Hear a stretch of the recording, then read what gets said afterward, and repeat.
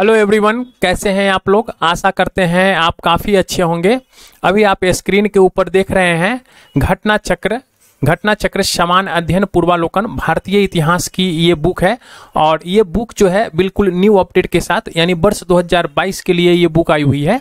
और इस बुक के अंदर जो है 1990 से लेकर 2022 तक के यूपीएससी से लेकर और जितने भी स्टेट पीसीएस के एग्जाम्स होते हैं उसके पेपर जो है इसके अंदर इंक्लूड किया गया है। और ये पेपर जो है आपके पूरे सब्जेक्ट वाइज मोड में इसके अंदर इंक्लूड किया गया है। आप कंटेंट के अंदर देख सकते हैं ये प्राचीन भारत के इतिहास है। प्राचीन भारत के इतिहास के अंदर जो है टोटल 15 चैप्टर इसके अंदर इंक्लूड किया गया है। मध्यकालीन भारत का इतिहास है। मध्यकालीन भारत के इतिहास के अंदर टोटल 25 चैप्टर इंक्लूड किया गया है। और आधुनिक भारत का इतिहास है। आधुनिक भारत के इतिहास के अंदर जो है टोटल जो है यहाँ पे आप देख सकते हैं ये 55 चैप्टर को इन्होंने इंक्लूड किया है। ये टोटल अगर चैप्टर को हम लोग अगर काउंट करते हैं तो टोटल ये 95 चैप्टर होता है। और 95 चैप्टर को 28 दिन के अंदर जो है ये पूरी किताब जो है कंप्लीट कराने का टारगेट मैं बनाया हूं। और ये जो 28 दिन के अंदर मैंने टारगेट बनाया है ये बच्चों के डिमांड पे मैं बनाया हूं कि बच्चों का डिमांड था कि सर ये बुक जो मैं पढ़ लेता हूं लेकिन मैं इसका रिवीजन नहीं कर पाता हूं बुक का, तो इसीलिए आप जो है कुछ वीडियो बना दीजिए ताकि मैं इसका रिवीजन कर सकूं एग्जाम के टाइम पे। तो अभी जो मैं आपके साथ डिस्कशन करूंगा ये आधुनिक भारत का इतिहास, क्योंकि यहाँ से जो है सीधा बीपीएससी के अंदर जो है मैक्सिमम 20+ क्वेश्चंस जो है इसके अंदर पूछे जाते हैं आधुनिक भारत के इतिहास से। और इस बुक से अगर देखा जाए तो टोटल जो है 30 क्वेश्चन जो है बीपीएससी के एग्जाम्स के अंदर पूछे जाते हैं। तो अभी जो मैं आपके साथ स्टार्ट करूंगा आधुनिक भारत का इतिहास। और आधुनिक भारत के इतिहास के अंदर आज मैं जो आपके साथ डिस्कशन करने जा रहा हूँ वो है 5 चैप्टर। ये 5 चैप्टर जो है आपके साथ मैं डिस्कशन करूंगा। यूरोपीय कंपनी का आगमन है, ईस्ट इंडिया कंपनी और बंगाल के नवाब है, पंजाब मैसूर है, गवर्नर जनरल है, और ब्रिटिश शासन का भारतीय अर्थव्यवस्था के ऊपर इफेक्ट है। तो चलिए बिना समय गवाए स्टार्ट करते हैं आज का सेशन। और हाँ, आप अगर हमारे चैनल पे नए हैं या फिर अब तक आपने चैनल को सब्सक्राइब नहीं किया है तो प्लीज़ आप चैनल को सब्सक्राइब कर दीजिए और बेल आइकन जरूर दबा दीजिएगा ताकि मैं जो भी लेटेस्ट वीडियो अपलोड करूं अपने चैनल के ऊपर उसका इन्फॉर्मेशन जो है तुरंत आपको मिल जाए। और वीडियो को अंत तक देखा कीजिएगा और एक लाइक का बटन जरूर दबाइएगा क्योंकि लाइक से मुझे मोटिवेशन मिलता है। तो चलिए स्टार्ट करते हैं आज का सेशन। आप यहाँ पे देख रहे हैं आधुनिक भारत के इतिहास। और आधुनिक भारत के इतिहास के अंदर जो है यूरोपीय कंपनी का आगमन। तो चलिए इसका पहला क्वेश्चन हम लोग देखते हैं। ये पूरा क्वेश्चन जो होगा ये फास्ट रिवीजन मोड के अंदर होगा।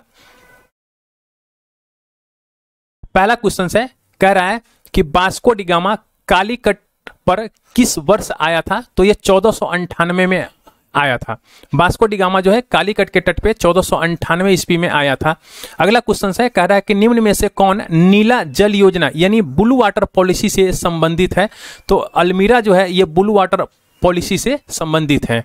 अगला क्वेश्चन कह रहा है कि मध्यकाल में सर्वप्रथम भारत से व्यापार संबंध स्थापित करने वाले थे। तो देखिए मध्यकाल के अंदर जो है सबसे पहले भारत से जो व्यापार करने वाले थे वो थे पुर्तगाली जो थे ये भारत से व्यापार करने वाले थे। आप यहाँ पे देख सकते हैं ये कितनी बार एग्जाम्स के अंदर पूछा गया है। अगला क्वेश्चन है, कह रहा है कि वास्को डी गामा जो है भारत कब आया था। तो वास्को डी गामा जो है 1498 में भारत आया था। अगला क्वेश्चन है, कह रहा है कि पुर्तगाली उपनिवेश का प्रथम वायसराय भारत में कौन था। तो पुर्तगाली उपनिवेश का जो प्रथम वायसराय भारत के अंदर था वो था अल्मीरा। अगला क्वेश्चन है, कह रहा है कि निम्नलिखित में से किसने वास्को डी गामा का कालीकट में स्वागत किया था।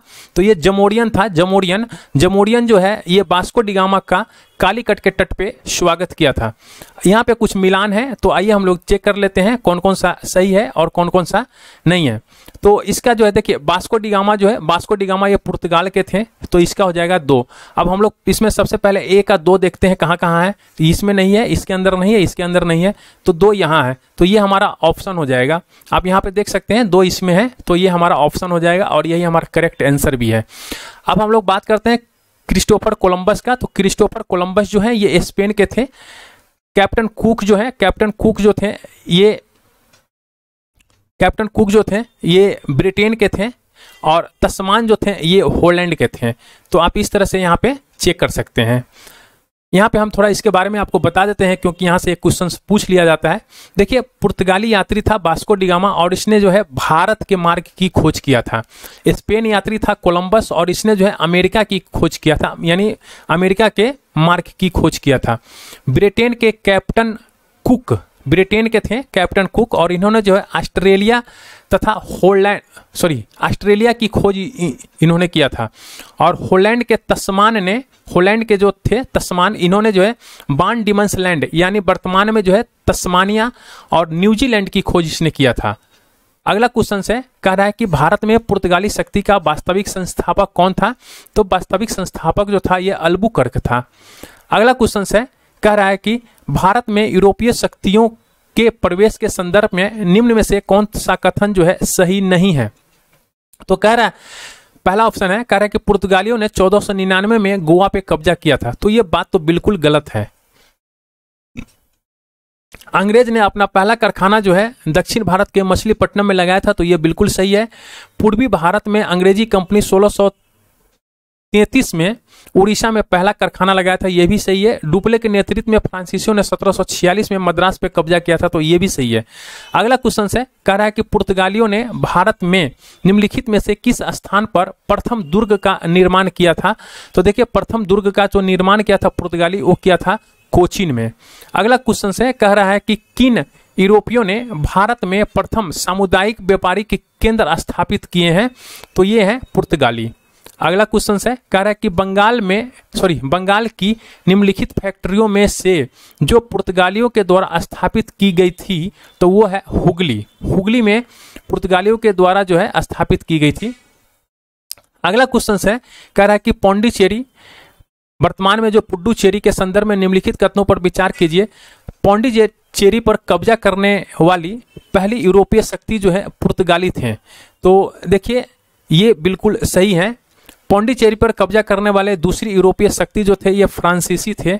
ये गलत है, दूसरा नहीं है। देखिए, सबसे पहले जो है पुर्तगालियों ने पौंडीचेरी के ऊपर सबसे पहले कब्जा किया था। उसके बाद जो है डेंस ने कब्जा किया था, उसके बाद डच ने कब्जा किया था, उसके बाद फ्रांसीसियों ने कब्जा किया था और उसके बाद जो है अंग्रेज जो है 1793 में क्या हुआ था? अंग्रेज जो है फ्रांसीसियों से इसका मतलब पौंडीचेरी जो है छीन लिया था।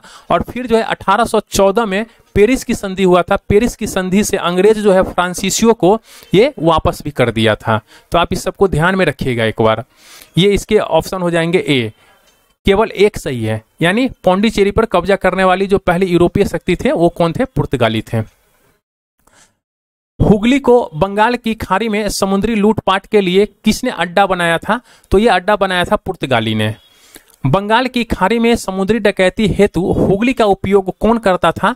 तो यह करता था पुर्तगाली। अगला क्वेश्चन है, कह रहा है कि निम्नलिखित में से कौन कलकत्ता का संस्थापक था? तो जॉब चार्नक जो है ये कलकत्ता का संस्थापक था। कलकत्ता किसने बसाया था? तो जॉब चार्नक जो है इसने जो है कलकत्ता बसाया था। निम्न में से किस स्थान पर भारत में प्रथम नगर निगम स्थापित किया गया था?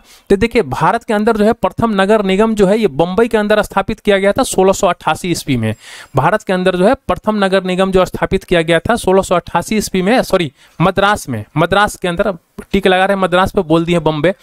तो पहला नगर निगम जो है 1688 ईस्वी में मद्रास में स्थापित किया गया था। अगला क्वेश्चन है, कह रहा है कि भारत के साथ व्यापार के लिए सर्वप्रथम संयुक्त पूंजी कंपनी किन लोगों ने आरंभ की थी? तो ये डच ने आरंभ किया था। अगला क्वेश्चन है, कह रहा है कि देखिए यहां पे जो है इस क्वेश्चन के अंदर जो है इसको थोड़ा सा यहां पे देख लीजिए। देखिए क्वेश्चन को पहले समझिए। कह रहा है कि भारत के साथ व्यापार के लिए सर्वप्रथम संयुक्त पूंजी कंपनी किन लोगों ने आरंभ किया था? तो सबसे पहले 1599 में अंग्रेज जो है अंग्रेजी ईस्ट इंडिया कंपनी यानी the governor and company of merchant of London trading into the east Indies, ये कंपनी स्थापित किया गया था 1599 में। ठीक है, लेकिन इस ऑप्शन के अंदर अंग्रेज नहीं है, इसीलिए डच है। क्योंकि डच जो है 1602 में हॉलैंड के संसद जो है एक उन्होंने पारित प्रस्ताव किया था और उस पारित प्रस्ताव के के साथ ही डच ईस्ट इंडिया कंपनी की स्थापना हुआ था। 1602 में डच ईस्ट इंडिया कंपनी की स्थापना हुआ था और 1599 में अंग्रेज ईस्ट इंडिया कंपनी की स्थापना हुआ था। तो आप इन दोनों को ध्यान रखिएगा, क्योंकि यहाँ पे अंग्रेज नहीं है तो डच है। ठीक है, अगला क्वेश्चन है, कह रहा है कि निम्नलिखित कथनों में से कौन सा एक सही है। तो देखिए यहाँ पे जो है डचों ने पुर्तगालियों को पराजित किया और आधुनिक कोची उन्होंने फोर्ट विलियम का निर्माण किया था। तो ये बिल्कुल सही है। अगला क्वेश्चन है, कह रहा है कि भारत में ईस्ट इंडिया कंपनी की सफलता का राज था। देखिए जो ईस्ट इंडिया कंपनी थी उसके जो सफलता का राज था वो भारत के अंदर क्यों था, क्योंकि भारत में जो होता है ना, अभी भी आप देखते होंगे झंडा हरगढ़ झंडा हम लोग जब मना रहे थे तो कुछ लोग जो है इसकी आलोचना कर रहे थे। यानी यहाँ पे भी आप देख सकते हैं उस टाइम में भी भारत में जो था राष्ट्रीय भावना की कमी थी। भारत के अंदर जो था राष्ट्रीय भावना की कमी थी, भारत में राष्ट्रीय भावना की कमी थी। इसी के कारण जो है अंग्रेज जो है हमारे ऊपर हावी होते चला गया। तो ये बिल्कुल सही है। अगला पॉइंट है, कह रहा है कि कंपनी की सेना पश्चिमी प्रशिक्षण मिला था। ये बात सही है। और उनके पास आधुनिक हथियार थे, तो ये भी सही है। हमारे पास आधुनिक हथियार नहीं था। भारतीय सैनिकों में राष्ट्रीय भावना का अभाव था। जो इंडियन सैनिक था उसके अंदर जो है राष्ट्रीय भावना का अभाव था, जिसके फलस्वरूप कोई उन्हें अच्छा वेतन दे और अपनी सेवा में लगा सकता था। ये आप आज भी देख सकते हैं। तो ये उपयुक्त तीनों हो जाएगा इसके आंसर। अगला क्वेश्चन है, कह रहा है कि निम्नलिखित ब्रिटिश कंपनियों में से किसे भारत में व्यापार करने का पहला अधिकार प्राप्त हुआ था। तो यह है लिवेंट कंपनी। लिवेंट कंपनी 1993 में स्थल मार्ग से भारत में व्यापार करने का इसको अधिकार प्राप्त हुआ था। अगला क्वेश्चन है, कह रहा है कि लंदन में ब्रिटिश ईस्ट इंडिया कंपनी के गठन के समय भारत का निम्नलिखित में से कौन सा बादशाह था। तो देखिए जब गठन हो रहा था उस समय जो था भारत के अंदर बादशाह अकबर था, और अकबर का जो कार्यकाल है 1556 से लेकर 1605 ईस्वी तक था। अगला क्वेश्चन है, कह रहा है कि किस मुगल सम्राट के काल में इंग्लिश ईस्ट इंडिया कंपनी ने भारत में सर्वप्रथम कारखाना स्थापित किया था। तो यह है जहांगीर के काल में। अगला क्वेश्चन है, कह रहा है कि भारत में 1613 ईस्वी में अंग्रेजों ने अपनी पहली फैक्ट्री कहाँ स्थापित की थी। तो अंग्रेज ने अपनी पहली फैक्ट्री जो है सूरत के अंदर स्थापित किया था। अगला क्वेश्चन है, कह रहा है कि 17वीं शताब्दी के पहले चतुर्थांश में निम्नलिखित में से कहाँ इंग्लिश ईस्ट इंडिया कंपनी का कारखाना या कारखाना स्थित थे। तो ये है केवल भरूच के अंदर जो है अंग्रेजी ईस्ट इंडिया कंपनी के 17वीं शताब्दी में इसके फैक्ट्री था।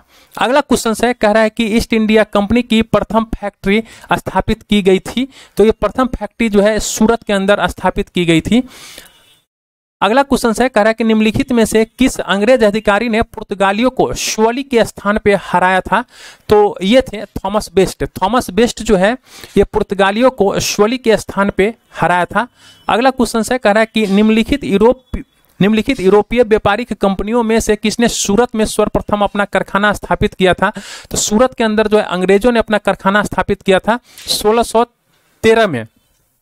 1613 में जहांगीर ने अंग्रेजों को सूरत में अस्थायी कारखाना स्थापित करने की अनुमति दे दिया था। तो आप इसका भी नाम याद रखिएगा जहांगीर का। अगला क्वेश्चन है, कह रहा है कि वर्ष 1613 में अंग्रेजी ईस्ट इंडिया कंपनी को कहां एक कारखाना स्थापित करने की अनुमति मिली थी। तो ये है सूरत के अंदर।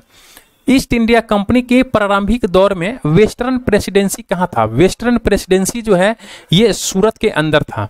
अगला क्वेश्चन है, कह रहा है कि ब्रिटिश ईस्ट इंडिया कंपनी ने बम्बई किससे लिया था। तो बम्बई जो है ये पुर्तगालियों से लिया था।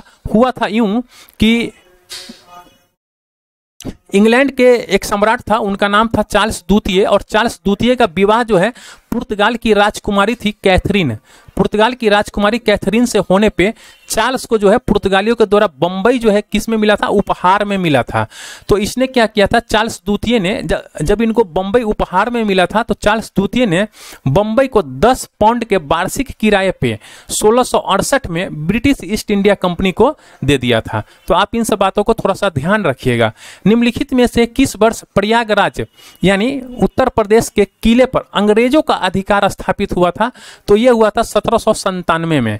अगला क्वेश्चन है, कह रहा है कि ईस्ट इंडिया कंपनी ने किस अंग्रेज गवर्नर को अंग्रेज गवर्नर को औरंगजेब के द्वारा भारत से निष्कासित किया गया था। तो देखिए इसका नाम आप याद कर लीजिए, चाइल्ड। जब बच्चा जो है बड़ों के मीटिंग में बैठ जाता है तो बड़े क्या बोलते हैं, भाई तू बाहर जा, है ना। तो आप इस तरह से आप इसको याद कर सकते हैं, सर जॉन चाइल्ड। निम्नलिखित में से प्रथम कर्नाटक युद्ध का कौन सा तत्कालिक कारण था? तो देखिए कर्नाटक का जो प्रथम युद्ध था उसका जो तत्कालिक कारण था अंग्रेजों के द्वारा फ्रांसीसी जहाजों का अधिग्रहण कर लेना। अगला क्वेश्चन है, कह रहा है कि कर्नाटक युद्ध किन किन के मध्य लड़ा गया था? तो कर्नाटक का युद्ध जो है वो अंग्रेज और फ्रांसीसी के मध्य लड़ा गया था। यहाँ पे कुछ मिलान करना है, आइए हम लोग देखते हैं। देखिए प्रथम कर्नाटक का युद्ध जो है यहां पे हम लोग देख लेते हैं फटाफट। देखिए प्रथम कर्नाटक का युद्ध जो है वो एकला सेपला की संधि हुआ था और इसी से अंत हुआ था प्रथम कर्नाटक का युद्ध। इसके बाद है द्वितीय कर्नाटक का युद्ध की हम लोग बात करते हैं तो ये निर्णायक था। इसके बाद तृतीय कर्नाटक के युद्ध की बात करते हैं तो ये पेरिस की संधि से अंत हुआ था। और प्रथम मैसूर का युद्ध जो है इसमें ब्रिटिश की हार हुई थी। तो आप इन बातों को ध्यान रखिएगा और इसके जो हो जाएंगे ये ऑप्शन सी हो जाएंगे सही। अगला क्वेश्चन है, यहां भी कुछ मिलान दिया हुआ है तो हाँ, कह रहा है कि निम्नलिखित में से कौन सा एक सही सुमेलित नहीं है? तो सही सुमेलित नहीं है। देखिए कर्नाटक का जो द्वितीय युद्ध है, कर्नाटक का द्वितीय युद्ध ये 1750 से 1752 में नहीं हुआ था। आइए हम लोग पहले देख लेते हैं कर्नाटक के प्रथम युद्ध को। कर्नाटक का प्रथम युद्ध जो है ये 1746 से 1748 में हुआ था। कर्नाटक का जो द्वितीय युद्ध हुआ था ये 1749 से लेकर ये 54 तक हुआ था। और ये जो है कर्नाटक का तृतीय युद्ध जो होता है ये 58 से लेकर और 63 तक हुआ था। और इसके बाद पानीपत का युद्ध जो हुआ था ये 1761 में हुआ था। अगला क्वेश्चन है, कह रहा है कि निम्नलिखित में से कौन सा प्रथम यूरोपियन व्यक्ति था जिसने भू क्षेत्र अर्जित करने के उद्देश्य से भारतीय राजाओं के झगड़ों में भाग लेने की नीति आरंभ की थी? तो ये था डुप्ले। डुप्ले जो था, ये जो भारतीय राजा आपस में लड़ रहे थे तो उनके जो है जमीन को हड़पने के लिए यानी भू क्षेत्र अर्जित करने के उद्देश्य से डुप्ले जो है उसके झगड़ा में इंटरेस्ट लेना स्टार्ट कर दिया। अगला क्वेश्चन है, कह रहा है कि भारत में फ्रांसीसियों ने अपना सबसे पहला कारखाना निम्न स्थानों में से कहां लगाया था? तो ये लगाया था सूरत के अंदर। अगला क्वेश्चन है, कह रहा है कि फ्रांसीसी ईस्ट इंडिया कंपनी स्थापित हुई थी। तो फ्रांसीसी ईस्ट इंडिया कंपनी जो है लुई 14वें के शासन काल में स्थापित हुआ था। अगला क्वेश्चन कह रहा है कि निम्नलिखित में से किसे भारत में फ्रांसीसी कंपनी का संस्थापक माना जाता है? तो ये है काल्बर्ट। काल्बर्ट को जो है भारत के अंदर फ्रांसीसी कंपनी का संस्थापक माना जाता है। बंगाल में निम्न में से कौन सा कारखाना डचों ने स्थापित किया था? तो देखिए ये चिनसूरा का कारखाना और हुगली का कारखाना जो है ये दोनों कारखाना जो है डचों ने बंगाल के अंदर स्थापित किया था। अगला क्वेश्चन है, कह रहा है कि डच ईस्ट इंडिया कंपनी ने किस वर्ष अपनी फैक्ट्री पटना में स्थापित की थी? तो ये 1632 ईस्वी में अपनी फैक्ट्री जो है पटना में स्थापित की थी। फ्रांसीसी दक्कन में शक्ति आंदोलन स्थापित करने में असफल रहे क्योंकि अंग्रेज की फौज शक्तिशाली थी। अगला क्वेश्चन है, निम्न यूरोपीय शक्तियों ने भारतीय बाजार में समय समय पर प्रवेश किया। तो इसके जो है पहले कौन आया था? देखिए सबसे पहले आया था पुर्तगाली। आप यहाँ पे भी देख सकते हैं सबसे पहले पुर्तगाली आया था नंबर 1 पे। नंबर 2 पे आया था डच। उसके बाद आया था आपको अंग्रेज आया था ऑप्शन के हिसाब से। और उसके बाद जो है फ्रांसीसी आया था। तो ये 4 आए थे। आप यहाँ पे देख सकते हैं इसके ऑप्शन जो हो जाएंगे ये बी है। अगला क्वेश्चन है, देखिए यहाँ पे कह रहा है कि सुमेलित करना है। तो आइए हम लोग यहाँ पे देख लेते हैं। देखिए पौंडीचेरी है। पौंडीचेरी जो है ये फ्रेंच, गोवा जो है पुर्तगाली के अधिकार में था। ट्रावनकोर जो है डेनिश यानी डेंस के अधिकार में था। और सद्रास जो है ये डच के अधिकार में था। तो आप यहाँ से आप एक बार चेक कर सकते हैं और इसके ऑप्शन जो हो जाएंगे ये ए हो जाएंगे। उस क्षेत्र की पहचान करें जहां से यूरोप वासियों को सर्वोत्तम सोडा और अफीम प्राप्त होता था। तो वो क्षेत्र है बिहार। अगला क्वेश्चन है, कह रहा है कि अंग्रेजी शासन काल में भारत का कौन सा क्षेत्र अफीम उत्पादन हेतु प्रसिद्ध था? तो ये है बिहार।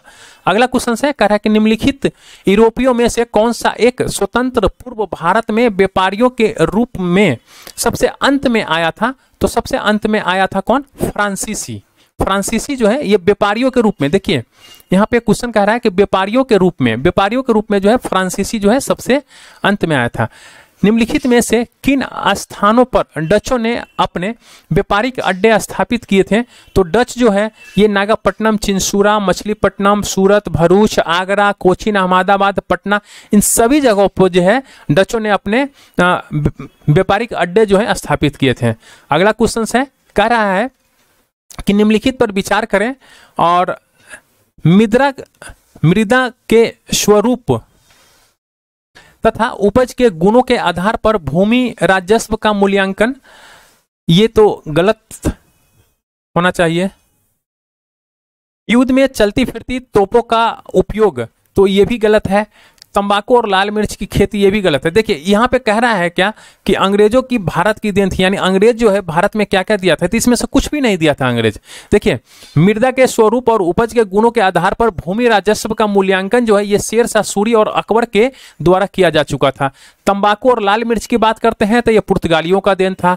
अगर हम लोग यहाँ पे तोप की बात करते हैं तो मुगल काल से ही तोप का मतलब प्रचलन है। और ये जो हमारे अकबर थे, अकबर के आयुध निर्माण कारखाने में तमाम प्रकार की छोटी बड़ी तोपें जो है तैयार की जाती थी। इस प्रकार जो है अंग्रेज की भारत को देन कोई भी नहीं है इसमें से। अगला क्वेश्चन है, कह रहा है कि किसे ईस्ट इंडिया कंपनी के बारे में यह टिप्पणी की कि कंपनी एक असंगति है, परंतु यह उस व्यवस्था का भाग है जहां सब कुछ ही संगत है। तो यह कहा था टी बी मैकाले ने। अगला क्वेश्चन है, एक सला सेपला की संधि 1748 में हुआ था कि संधि के संदर्भ में निम्नलिखित कथनों में से कौन सा सही है? तो देखिए ये कर्नाटक के प्रथम युद्ध की समाप्ति के बाद है, ये बिल्कुल सही बात है। और इसी में जो है अंग्रेजों को मद्रास जो है पुनः प्राप्त हो जाता है। अंग्रेजों को क्या हो जाता है? मद्रास जो है पुनः प्राप्त हो जाता है। तो ये भी सही है। कह रहा है निम्नलिखित कूट में से सही को चुनिए। तो सही जो है 1 और 2 दोनों सही है।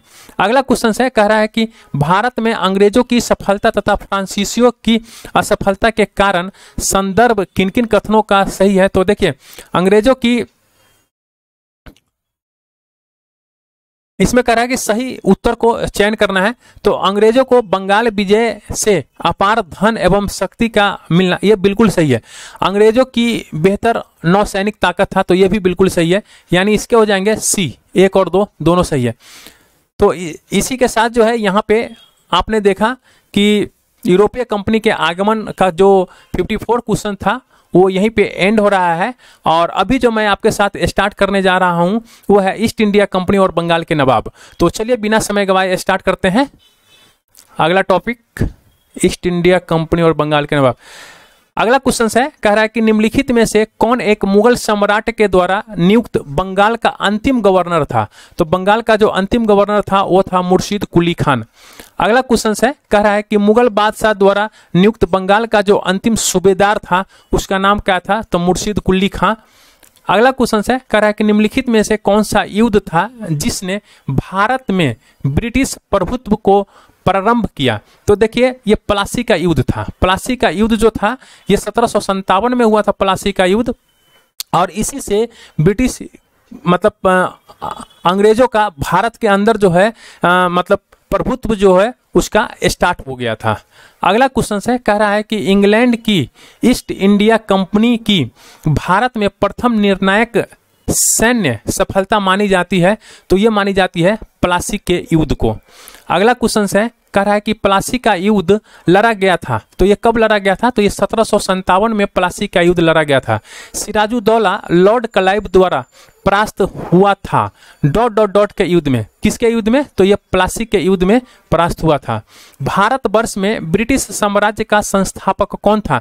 तो भारतवर्ष में जो ब्रिटिश साम्राज्य का जो संस्थापक था ये रॉबर्ट क्लाइव को माना जाता है। अगला क्वेश्चन है, कह रहा है कि निम्नलिखित में से किसे स्वर्ग से उत्पन्न सेना नायक कहा गया है? तो ये रॉबर्ट क्लाइव को कहा गया है स्वर्ग से उत्पन्न सेना नायक। अगला क्वेश्चन है, कह रहा है कि प्लासी का युद्ध मैदान कहाँ स्थित है? तो प्लासी के युद्ध का जो मैदान है ये पश्चिम बंगाल के अंदर स्थित है।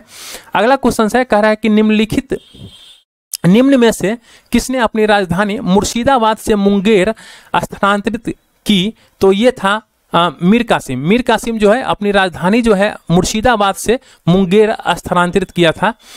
सबसे अधिक निर्णायक युद्ध जिसने अंग्रेजों के भारत में प्रभुत्व को संस्थापित किया था तो वो है बक्सर का युद्ध। देखिए पहला युद्ध जो था वो प्लासी का युद्ध था जिसने अंग्रेज को कुछ दिया, लेकिन बक्सर का युद्ध जो है वो अंग्रेज को बहुत कुछ दे दिया। तो ये है बक्सर का युद्ध। यहाँ पे कह भी रहा है कि सबसे अधिक निर्णायक युद्ध। तो आप इस कुछ कुछ छोटे छोटे वर्ड होते हैं, आप इसको ध्यान में रखा कीजिएगा। अगला क्वेश्चन है, कह रहा है कि अंग्रेजी ईस्ट इंडिया कंपनी के द्वारा लड़े गए निम्नलिखित युद्धों में से कौन सा सर्वाधिक निर्णायक था। यहाँ पे देखिए कह रहा है कि सर्वाधिक निर्णायक था। प्लासी का युद्ध भी निर्णायक था, लेकिन बक्सर का युद्ध जो है सबसे अधिक निर्णायक था। अगला क्वेश्चन है, कह रहा है कि निम्नलिखित में से कौन सा युद्ध भारत में अंग्रेजों के आधिपत्य की स्थापना की दृष्टि से सबसे महत्वपूर्ण समझा जाता है। तो ये समझा जाता है बक्सर के युद्ध को। बक्सर का युद्ध के समय दिल्ली का शासक कौन था। तो बक्सर के युद्ध के समय जो था दिल्ली के शासक शाह आलम द्वितीय था। बक्सर के लड़ाई के समय बंगाल का नवाब कौन था। तो बंगाल का नवाब जो था ये मीर जाफर था। निम्नलिखित में से जिस एक शासक ने ईस्ट इंडिया कंपनी को दीवानी प्रदान की थी वह था शाह आलम द्वितीय। अगला क्वेश्चन है, 1765 में ईस्ट इंडिया कंपनी को बंगाल की दीवानी किसने प्रदान की थी। तो देखिए ईस्ट इंडिया कंपनी को जो है बंगाल की दीवानी जो है ये मुगल सम्राट शाह आलम द्वितीय ने दिया था। किस गवर्नर के कार्यकाल में ईस्ट इंडिया कंपनी को शहंशाह शाह आलम द्वारा बंगाल बिहार उड़ीसा की दीवानी अधिकार दिए गए थे। तो ये था लॉर्ड क्लाइव। अगला क्वेश्चन है, कह रहा है कि सम्राट शाह आलम द्वितीय ने ईस्ट इंडिया कंपनी को बंगाल बिहार तथा उड़ीसा की दीवानी कब दी थी। तो 12 अगस्त 1765 को। अगला क्वेश्चन है, कह रहा है कि इलाहाबाद की संधि के बाद रॉबर्ट क्लाइव ने मुर्शिदाबाद का उप दीवान किसे बनाया था। तो देखिए मुर्शिदाबाद का जो उप दीवान बनाया था मोहम्मद राजा खान को, और बिहार का जो उप दीवान बनाया था वो सिताब राय को बनाया था। तो यह दोनों आप इसको ध्यान में रखिएगा। अगला क्वेश्चन है, कह रहा है कि 1765 में दीवानी प्रदान किए जाने के बाद ब्रिटिश सबसे पहले निम्नलिखित में से किसे पर्वतीय जनजाति के संपर्क में आए। तो ये थे खासी जो जनजाति है इसके संपर्क में ब्रिटिश जो है सबसे पहले आया था। अगला क्वेश्चन है, कह रहा है कि अवध सल्तनत के हिंदू नायब वजीर के संदर्भ में निम्नलिखित कथनों में से कौन सा कथन सही है। तो यहाँ पे पहला ऑप्शन है, कह रहा है कि राजा टिकैत राय नवाब आसिफउद्दौला के अर्थ मंत्री थे। तो ये बिल्कुल सही है। आप यहाँ पे देख सकते हैं एक्सप्लेनेशन में भी दिया हुआ है कि राजा टिकैत राय जो था ये नवाब आसिफउद्दौला के दीवान या फिर अर्थ मंत्री था। तो ये सही है। अवध के नवाबों के राज्य में सामान्यतः कतिपय हिंदू जातियों के लोग जो उच्च स्थान प्राप्त करते थे। तो ये भी बिल्कुल सही है। यानी इसके हो जाएंगे 1 और 2 दोनों कथन सही है। यहाँ पे भी आप देख सकते हैं, कह रहा है कि हिंदू अधिकारी भी उच्च स्थान मतलब उच्च पदों पर नियुक्त की गई है। अगला क्वेश्चन है, कह रहा है कि 18वें शतक में भारत में लड़े गए युद्धों का निम्नलिखित में से सही कालानुक्रम कौन सा है। यानी तो आइए हम लोग देखते हैं। ये सबसे पहले हुआ था अंबर का युद्ध हुआ था। अंबर के युद्ध के बाद जो हुआ था प्लासी का युद्ध हुआ था, फिर हुआ था बंडीबास का युद्ध हुआ था, इसके बाद जो है बक्सर का युद्ध हुआ था। तो ये सी हो जाएंगे, सही हो जाएंगे। आप इसको थोड़ा सा मैं आपको बता देता हूं, आप इसको थोड़ा सा याद कर लीजिएगा। अंबर का युद्ध जो है अगस्त 1749 में हुआ था। प्लासी का युद्ध जो है ये जून 1757 में हुआ था। बंडीबास का युद्ध जो है ये 1760 में हुआ था, जनवरी 1760 में। और बक्सर का युद्ध जो है ये अक्टूबर 1764 में हुआ था। अगला जो क्वेश्चन है, कह रहा है कि उस फ्रांसीसी सेनापति का नाम बताएं जो 1760 के बंडीबास के युद्ध में पराजित हुआ था। तो ये था काउंट लाली जो था ये फ्रांसीसी सेनापति था जो 1760 के बंडीबास के युद्ध में पराजित हुआ था। बंडीबास का युद्ध 1760 में जो ब्रिटिश ने फ्रेंच को हराया था, यानी अंग्रेज और फ्रांसीसी के बीच हुआ था बंडीबास का युद्ध 1760 में। और इसमें जो है ब्रिटिश ने यानी ब्रिटेन ने यानी अंग्रेज ने फ्रांसीसी को हराया था। 1760 का प्रसिद्ध बंडीबास का युद्ध अंग्रेजों के द्वारा किसके खिलाफ लड़ा गया था। तो यह फ्रांसीसी के खिलाफ लड़ा गया था। अगला क्वेश्चन कह रहा है कि निम्नलिखित में से कौन सा युग जो है सही सुमेलित है। तो देखिए यहाँ पे जो है बंडीबास का युद्ध है। बंडीबास का युद्ध जो है ये फ्रांसीसी फ्रांसीसी विरुद्ध ईस्ट इंडिया कंपनी के बीच लड़ा गया था, यानी बंदीवास का युद्ध जो है ये फ्रांसीसी और ईस्ट इंडिया कंपनी के बीच लड़ा गया था, तो ये सही है यहाँ पे। अगला जो क्वेश्चन है कह रहा है कि निम्नलिखित में से किसने भारत में अंग्रेजों का सर्वाधिक विरोध किया था। तो अंग्रेजों का जो है सबसे अधिक विरोध किया था वो किया था मराठा ने। मराठा जो था वो अंग्रेजों का सबसे अधिक विरोध किया था भारत के अंदर। अब जो है यहाँ पे हम लोग अगला जो टॉपिक देख रहे हैं वो पंजाब और मैसूर का, और पंजाब और मैसूर का ये पहला क्वेश्चन अब हम लोग देख रहे हैं। कह रहा है कि रंजीत सिंह के राज्य में सम्मिलित था। तो रंजीत सिंह के राज्य में श्रीनगर जो था ये सम्मिलित था। अगला जो क्वेश्चन है कह रहा है कि रंजीत सिंह किस मिसल से संबंधित थे। तो रंजीत सिंह जो थे ये शुकर चकिया मिसल से संबंधित थे। अगला जो क्वेश्चन है कह रहा है कि महाराजा रंजीत सिंह के राज्य की राजधानी थी। तो महाराजा रंजीत सिंह के राज्य की राजधानी जो थी ये कहाँ थी, लाहौर थी। अगला क्वेश्चन है कह रहा है कि राजा रंजीत सिंह ने किस स्थान पर अदालत ए अल्लाह की स्थापना किया था। तो आप इसको ध्यान रखिएगा कि अदालत ए अल्लाह की स्थापना जो है ये महाराजा रंजीत सिंह के द्वारा इसकी स्थापना किया गया था, और ये लाहौर में इसकी स्थापना किया गया था। अगला जो क्वेश्चन है कह रहा है कि रंजीत सिंह ने सुप्रसिद्ध कोहिनूर हीरा प्राप्त किया था। तो ये प्राप्त किया था शाह शुजा से। अगला जो क्वेश्चन है कह रहा है कि निम्नलिखित में से किसने कहा था ईश्वर की इच्छा थी कि मैं सब धर्मों को एक निगाह से देखूं, इसीलिए उसने दूसरी आंख की रोशनी ले ली। ये महाराजा रंजीत सिंह ने कहा था। महाराजा रंजीत सिंह के उत्तराधिकारी कौन थे। तो महाराजा रंजीत सिंह के जो उत्तराधिकारी थे उनका नाम था खड़क सिंह। अगला जो क्वेश्चन है कह रहा है कि सिख राज्य का अंतिम राजा कौन था। तो सिख राज्य का जो अंतिम राजा था वो था दलीप सिंह। अगला जो क्वेश्चन है कह रहा है कि पंजाब के पूर्व महाराजा दलीप सिंह के विषय में निम्नलिखित में से कौन सा एक कथन जो है वो सत्य है। तो वो 23 अक्टूबर 1893 को उनका निधन पेरिस में हुआ था। ये जो महाराजा दलीप सिंह थे ये पंजाब के अंतिम राजा थे, और इनका जो निधन जो है ये पेरिस में हुआ था 1893 में। अगला जो क्वेश्चन है कह रहा है कि सिख साम्राज्य का अंतिम शासक कौन था। तो ये थे दलीप सिंह। अगला जो क्वेश्चन कह रहा है कि पंजाब के विलय के पश्चात पंजाब पर शासन करने के लिए निम्नलिखित में से कौन तीन की परिषद का सदस्य नहीं था। तो ये जो है इसमें जो होंगे ए और डी दोनों होंगे, ये परिषद का सदस्य नहीं था। H.M. इलियट और रॉबर्ट मॉन्टोगमरी जो थे, रॉबर्ट मॉन्टोगमरी ये सदस्य नहीं थे। अगला जो क्वेश्चन है कह रहा है कि आंग्ला मैसूर युद्ध यानी प्रथम आंग्ला मैसूर युद्ध जो है 1766 से लेकर 1769 के बीच में हुआ था। तो इसमें विजयी कौन हुआ था। तो इसके अंदर विजयी जो हुआ था वो हैदर अली विजयी हुआ था। अगला जो क्वेश्चन है कह रहा है कि निम्नलिखित में से कौन 1755 के डिंडुगुल मैसूर में एक आधुनिक शस्त्रागार की स्थापना किया था। तो 1755 में डिंडुगुल मैसूर में एक आधुनिक शस्त्रागार का स्थापना जो है ये हैदर अली के द्वारा किया गया था। अगला जो क्वेश्चन है कह रहा है कि ब्रिटिश जनरल जिसने हैदर अली को पाइटो नोवा के युद्ध में हराया था तो वो ब्रिटिश जनरल था सर आयर कूट। अगला जो क्वेश्चन है टीपू सुल्तान ने अपनी राजधानी कहाँ बनाई थी। तो श्रीरंगपट्टनम जो है टीपू सुल्तान का राजधानी था। निम्नलिखित भारतीय शासकों में से कौन था जिसने विदेशों में आधुनिक पद्धति से दूतावास स्थापित किए थे। तो ये था टीपू सुल्तान। टीपू सुल्तान जो है विदेश के अंदर जो है अपना दूतावास स्थापित किया था, वो भी आधुनिक पद्धति से। अगला जो क्वेश्चन है कह रहा है कि टीपू सुल्तान ने ब्रिटिश सेनाओं को 1780 में हराया था। तो ये हराया था, कहाँ हराया था। तो पोल्लीलूर में जो है टीपू सुल्तान जो है ब्रिटिश सेना को 1780 में हराया था। अंग्रेज ने श्रीरंगपट्टनम की संधि किसके साथ की थी। तो अंग्रेज जो है श्रीरंगपट्टनम की संधि जो है ये टीपू सुल्तान के साथ किया था।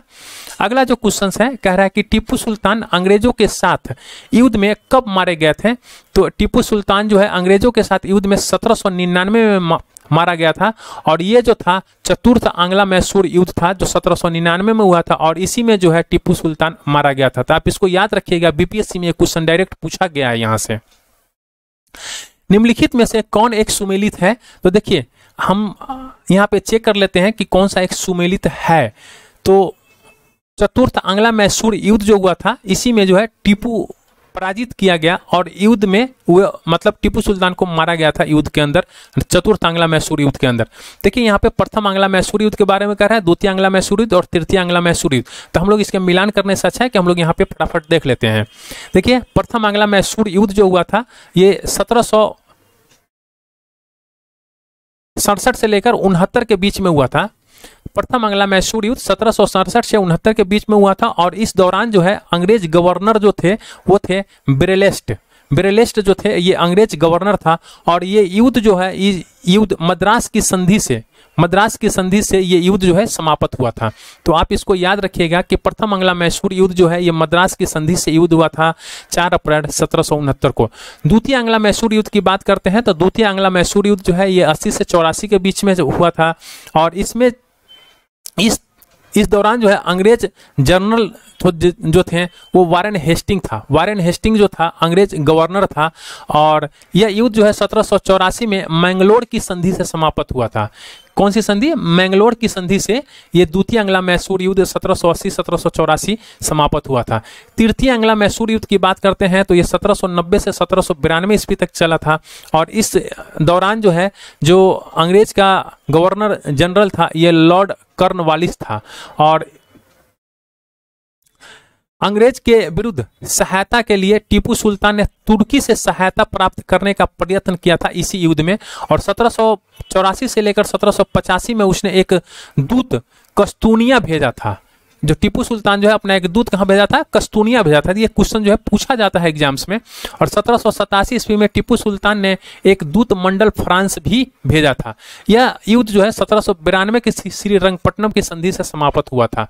अगला जो है यह चतुर्थ आंग्ला मैसूर युद्ध की बात कर रहे हैं तो ये 1799 में हुआ था और इस दौरान जो है अंग्रेज गवर्नर जनरल लॉर्ड वेलेजली था और वेलेजली जो है ये 1799 4 मई 1799 को अंग्रेजी सेना ने श्रीरंगपट्टनम का दुर्ग जीत लिया और टीपू सुल्तान लड़ते लड़ते वीरगति को प्राप्त हो गया था।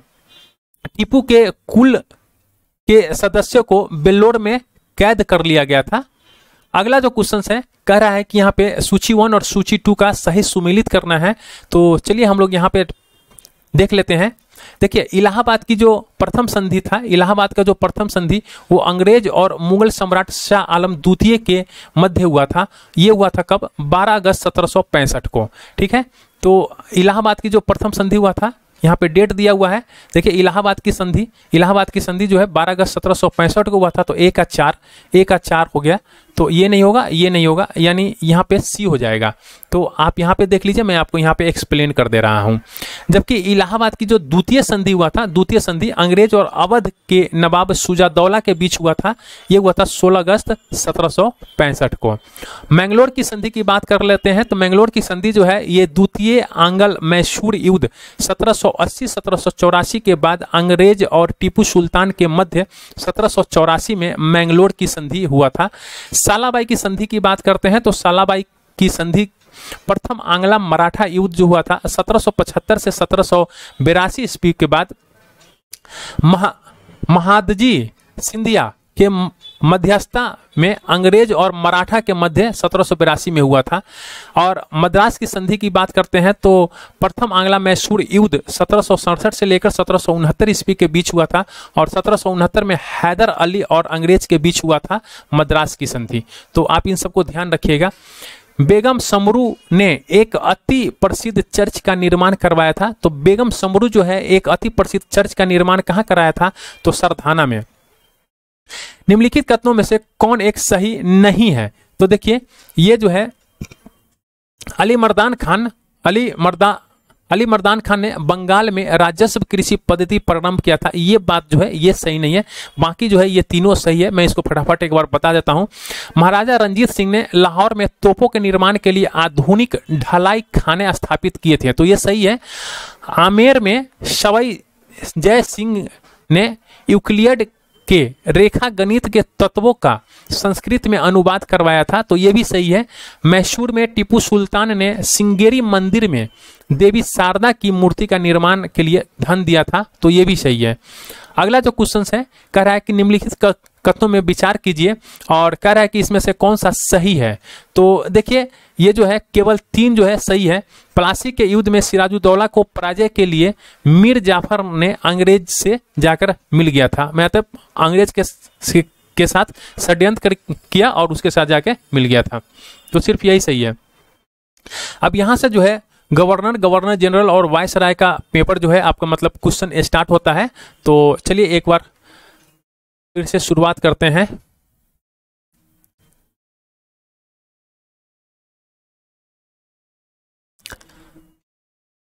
अगला क्वेश्चन है, कह रहा है कि निम्नलिखित कथनों पर विचार कीजिए। देखिए रॉबर्ट क्लाइव बंगाल के प्रथम गवर्नर जनरल थे, तो ये जो है गलत है, ये जो है गलत है।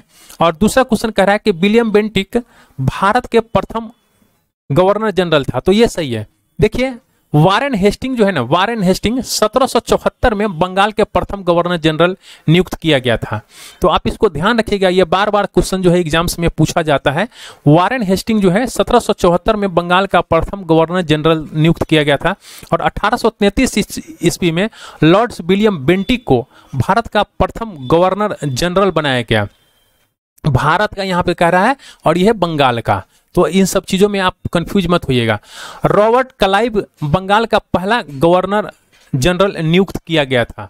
देखिए रॉबर्ट क्लाइव जो है ये बंगाल का पहला गवर्नर नियुक्त किया गया था, रॉबर्ट क्लाइव।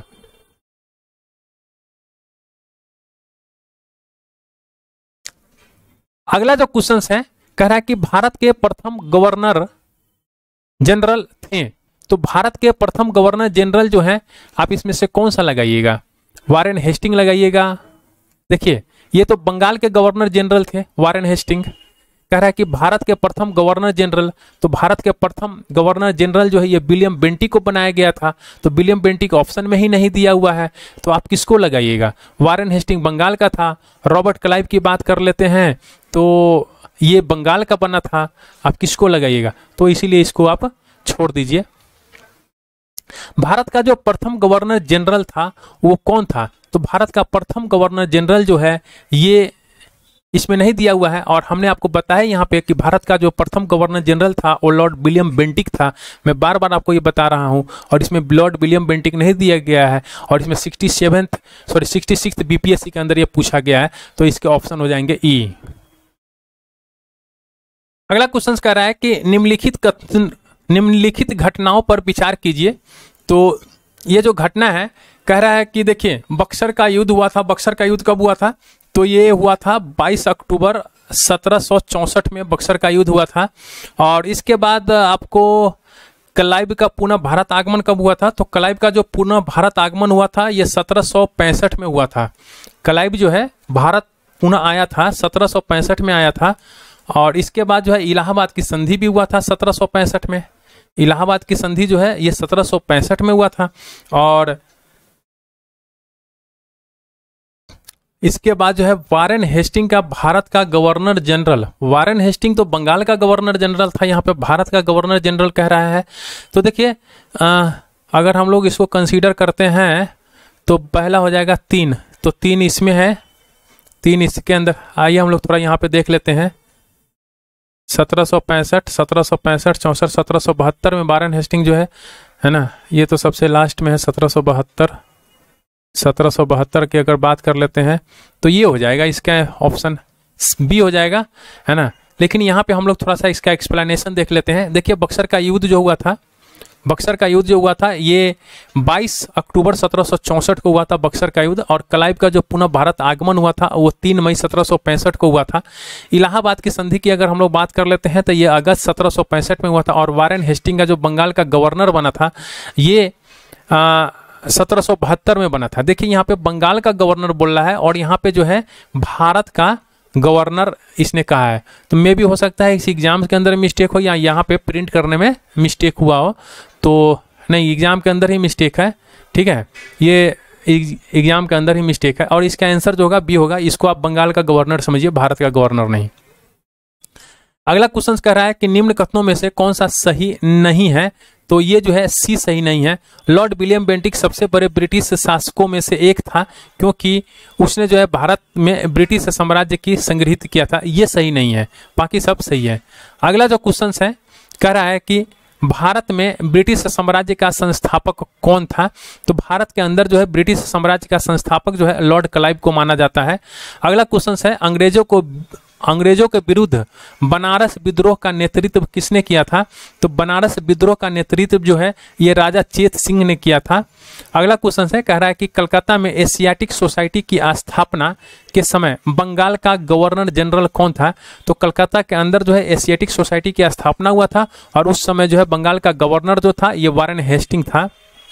सुरक्षा प्रकोष्ठ की नीति संबंधित है, तो सुरक्षा प्रकोष्ठ की नीति जो है ये वारेन हेस्टिंग से संबंधित है।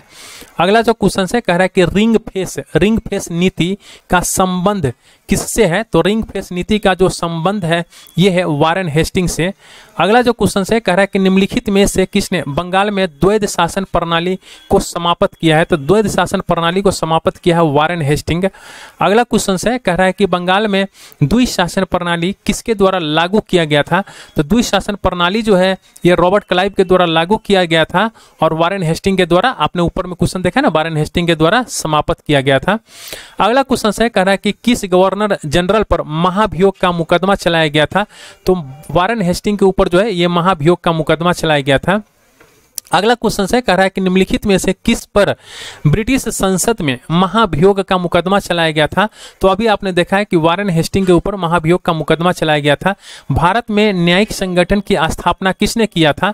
तो भारत के अंदर जो है न्यायिक संगठन की स्थापना जो है लॉर्ड कॉर्नवालिस ने किया था। अगला क्वेश्चन है कह रहा है कि निम्नलिखित में से किस गवर्नर जनरल ने भारत की विधावध सिविल सेवा कोवेंटेड सिविल सर्विस ऑफ इंडिया का सृजन किया था। देखिए इसके अंदर जो क्वेश्चंस पूछ रहा है ये कह रहा है कि कौन सा गवर्नर जनरल जो था ये भारतीय सिविल सेवा सर्विस का जो है सृजन किया था। तो ये है कॉर्नवालिस जो है ये इस नाम से कोवेंटेड सिविल सर्विसेज ऑफ इंडिया के नाम से सृजन किया था और बाद में जो है ये भारतीय सिविल सेवा के नाम से जाना जाने लगा। अगला जो क्वेश्चन है कह रहा है कि भारतीय लोक सेवा का परिवर्तन किया गया है। तो भारतीय लोक सेवा का परिवर्तन जो है किसके द्वारा किया गया है। तो कॉर्नवालिस के शासनकाल में किया गया है। 18वीं शताब्दी के उत्तरार्ध में किसे प्रायः कंपनी बहादुर की शान शौकत का स्थानीय प्रतिनिधि कहा जाता था। तो ये दरोगा को कहा जाता था। अगला क्वेश्चन है कह रहा है कि लॉर्ड कॉर्नवालिस की कब्र कहाँ स्थित है। तो लॉर्ड कॉर्नवालिस की कब्र जो है ये गाजीपुर में स्थित है। अगला जो क्वेश्चन है कह रहा है कि लॉर्ड वेलेजली के द्वारा लागू की गई सहायक संधि व्यवस्था के बारे में निम्नलिखित में से कौन सा कथन लागू नहीं होता है। तो ये जो है कंपनी के लिए एक नियत आय का प्रबंध करना लागू नहीं होता है। अगला जो क्वेश्चन है कह रहा है कि लॉर्ड वेलेजली की सहायक संधि को स्वीकार करने वाला पहला मराठा सरदार कौन था। तो यह है पेशवा बाजीराव द्वितीय। अगला जो क्वेश्चन है कह रहा है कि 1802 की बशीन की संधि पर हस्ताक्षर किसके मध्य हुए थे। तो बशीन की संधि पे हस्ताक्षर जो हुआ था अंग्रेज और बाजीराव द्वितीय के मध्य हुआ था। अगला क्वेश्चन कह रहा है कि सहायक संधि को स्वीकार करने वाला पहला शासक कौन था। तो सहायक संधि को स्वीकार करने वाला जो पहला शासक था वो है अवध का नवाब। अगला क्वेश्चन है कह रहा है कि सहायक संधि को किसके काल में क्रियान्वित किया गया था। तो सहायक संधि जो है ये लॉर्ड वेलेजली के काल में क्रियान्वित किया गया था। निम्न में से सहायक संधि स्वीकार नहीं की थी। तो कौन सहायक संधि जो है ये स्वीकार नहीं किया था। तो आइए हम लोग इसका थोड़ा सा डिस्क्रिप्शन देख लेते हैं। देखिए लॉर्ड वेलेजली जो है ये 1798 से 1805 के बीच में कार्यकाल था इसका और कह रहा है कि भारतीय राज्यों की अंग्रेजी, देखिए भारतीय राज्य को जो है ना अंग्रेजी राजनीति परिधि में लाने के लिए सहायक संधि प्रणाली का प्रयोग किया था। कौन? Lord Wellesley. और लॉर्ड वेलेजली के सहायक संधि को स्वीकार की हुए थे हैदराबाद के नवाब मैसूर, तंजौर, अवध के नवाब पेशवा, बरार के भोसले, सिंधिया, इंदौर के होलकर और जोधपुर, जयपुर, मंछेरी, बूंदी, भरतपुर। तो इसमें से आपको कोई भी ऐसा ऑप्शन नहीं दिख रहा है जिसने इसकी संधि को स्वीकार नहीं किया था। देखिए मैसूर भी स्वीकार किया था, इंदौर भी, हैदराबाद भी और जोधपुर भी, ये सब इसने स्वीकार किया था। इसीलिए इसमें ऐसा कोई भी ऑप्शन नहीं है जो आप टिक लगा सकते हैं आप अपने सही आंसर पे। अगला जो क्वेश्चन है कह रहा है कि सहायक संधि व्यवस्था को स्वीकार करने वाले प्रथम भारतीय देशी शासक कौन थे। तो सबसे पहले जो थे वो हैदराबाद के निजाम थे। आप यहाँ पे देख सकते हैं 1798 से 1800 के बीच में हैदराबाद के निजाम ने सबसे पहले अपनाया था।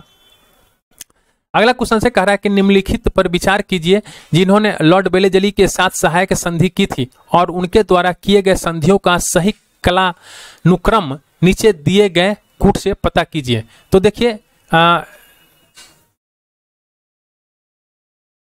तो इसका हम लोग एक बार और एक्सप्लेनेशन देख लेते हैं। देखिए सबसे पहले जो है हैदराबाद, फिर इसके बाद मैसूर और फिर इसके बाद तंजौर और फिर इसके बाद अवध। आप इस चार को याद रखिए, चार से ही आपका क्वेश्चन जो है निकल जाता है।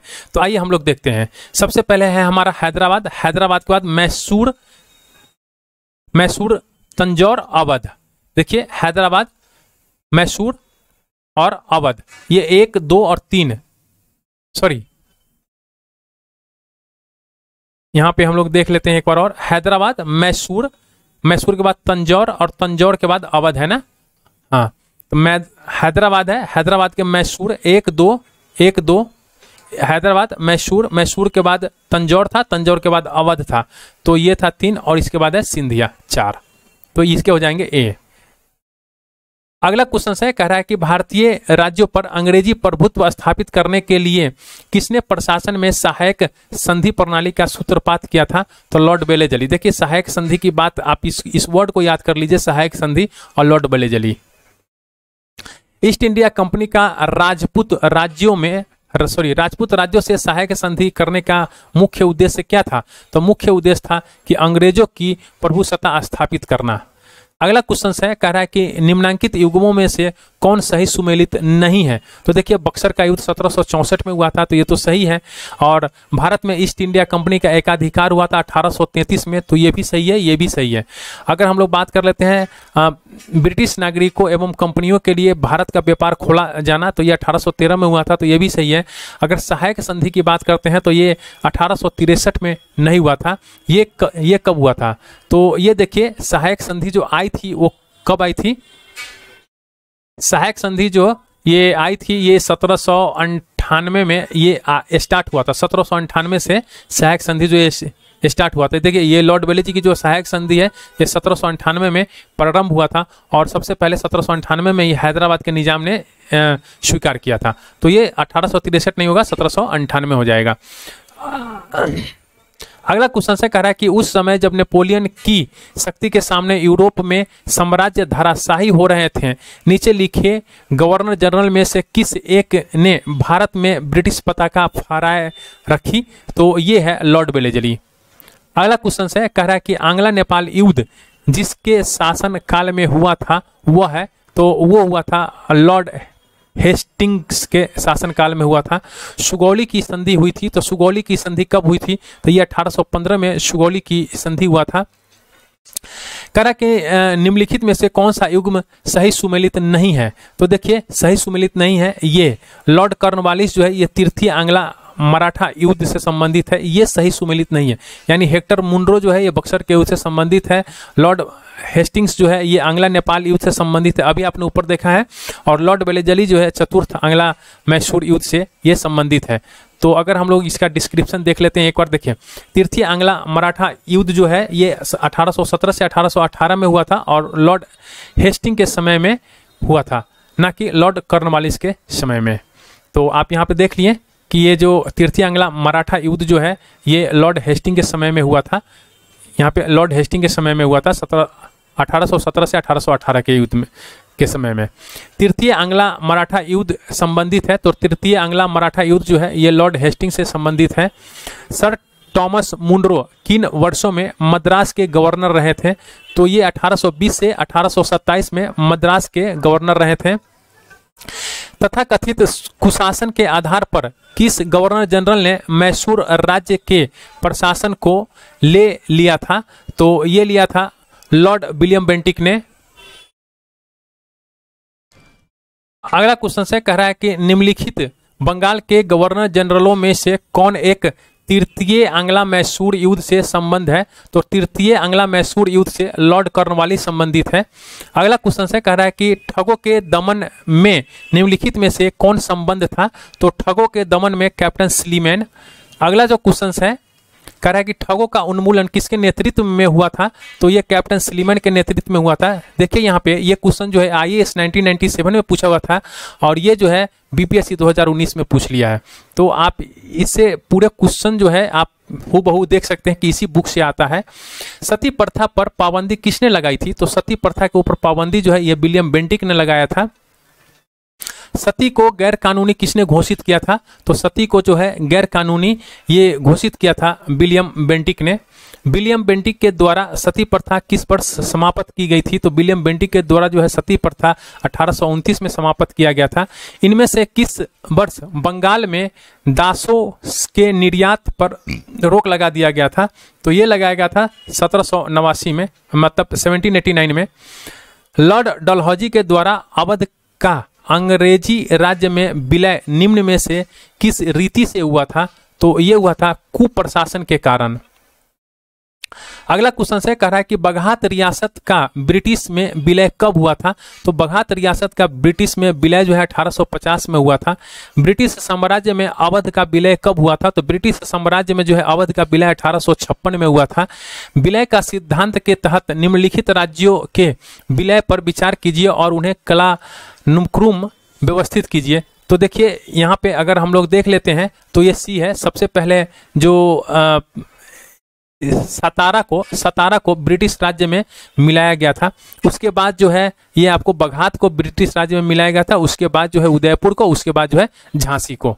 तो अगला क्वेश्चन जो है कह रहा है कि अधोलिखित युग्मों में से कौन सुमेलित है, तो देखिए ये जो है 1856 का अवध का विलय हुआ था, ये सुमेलित है।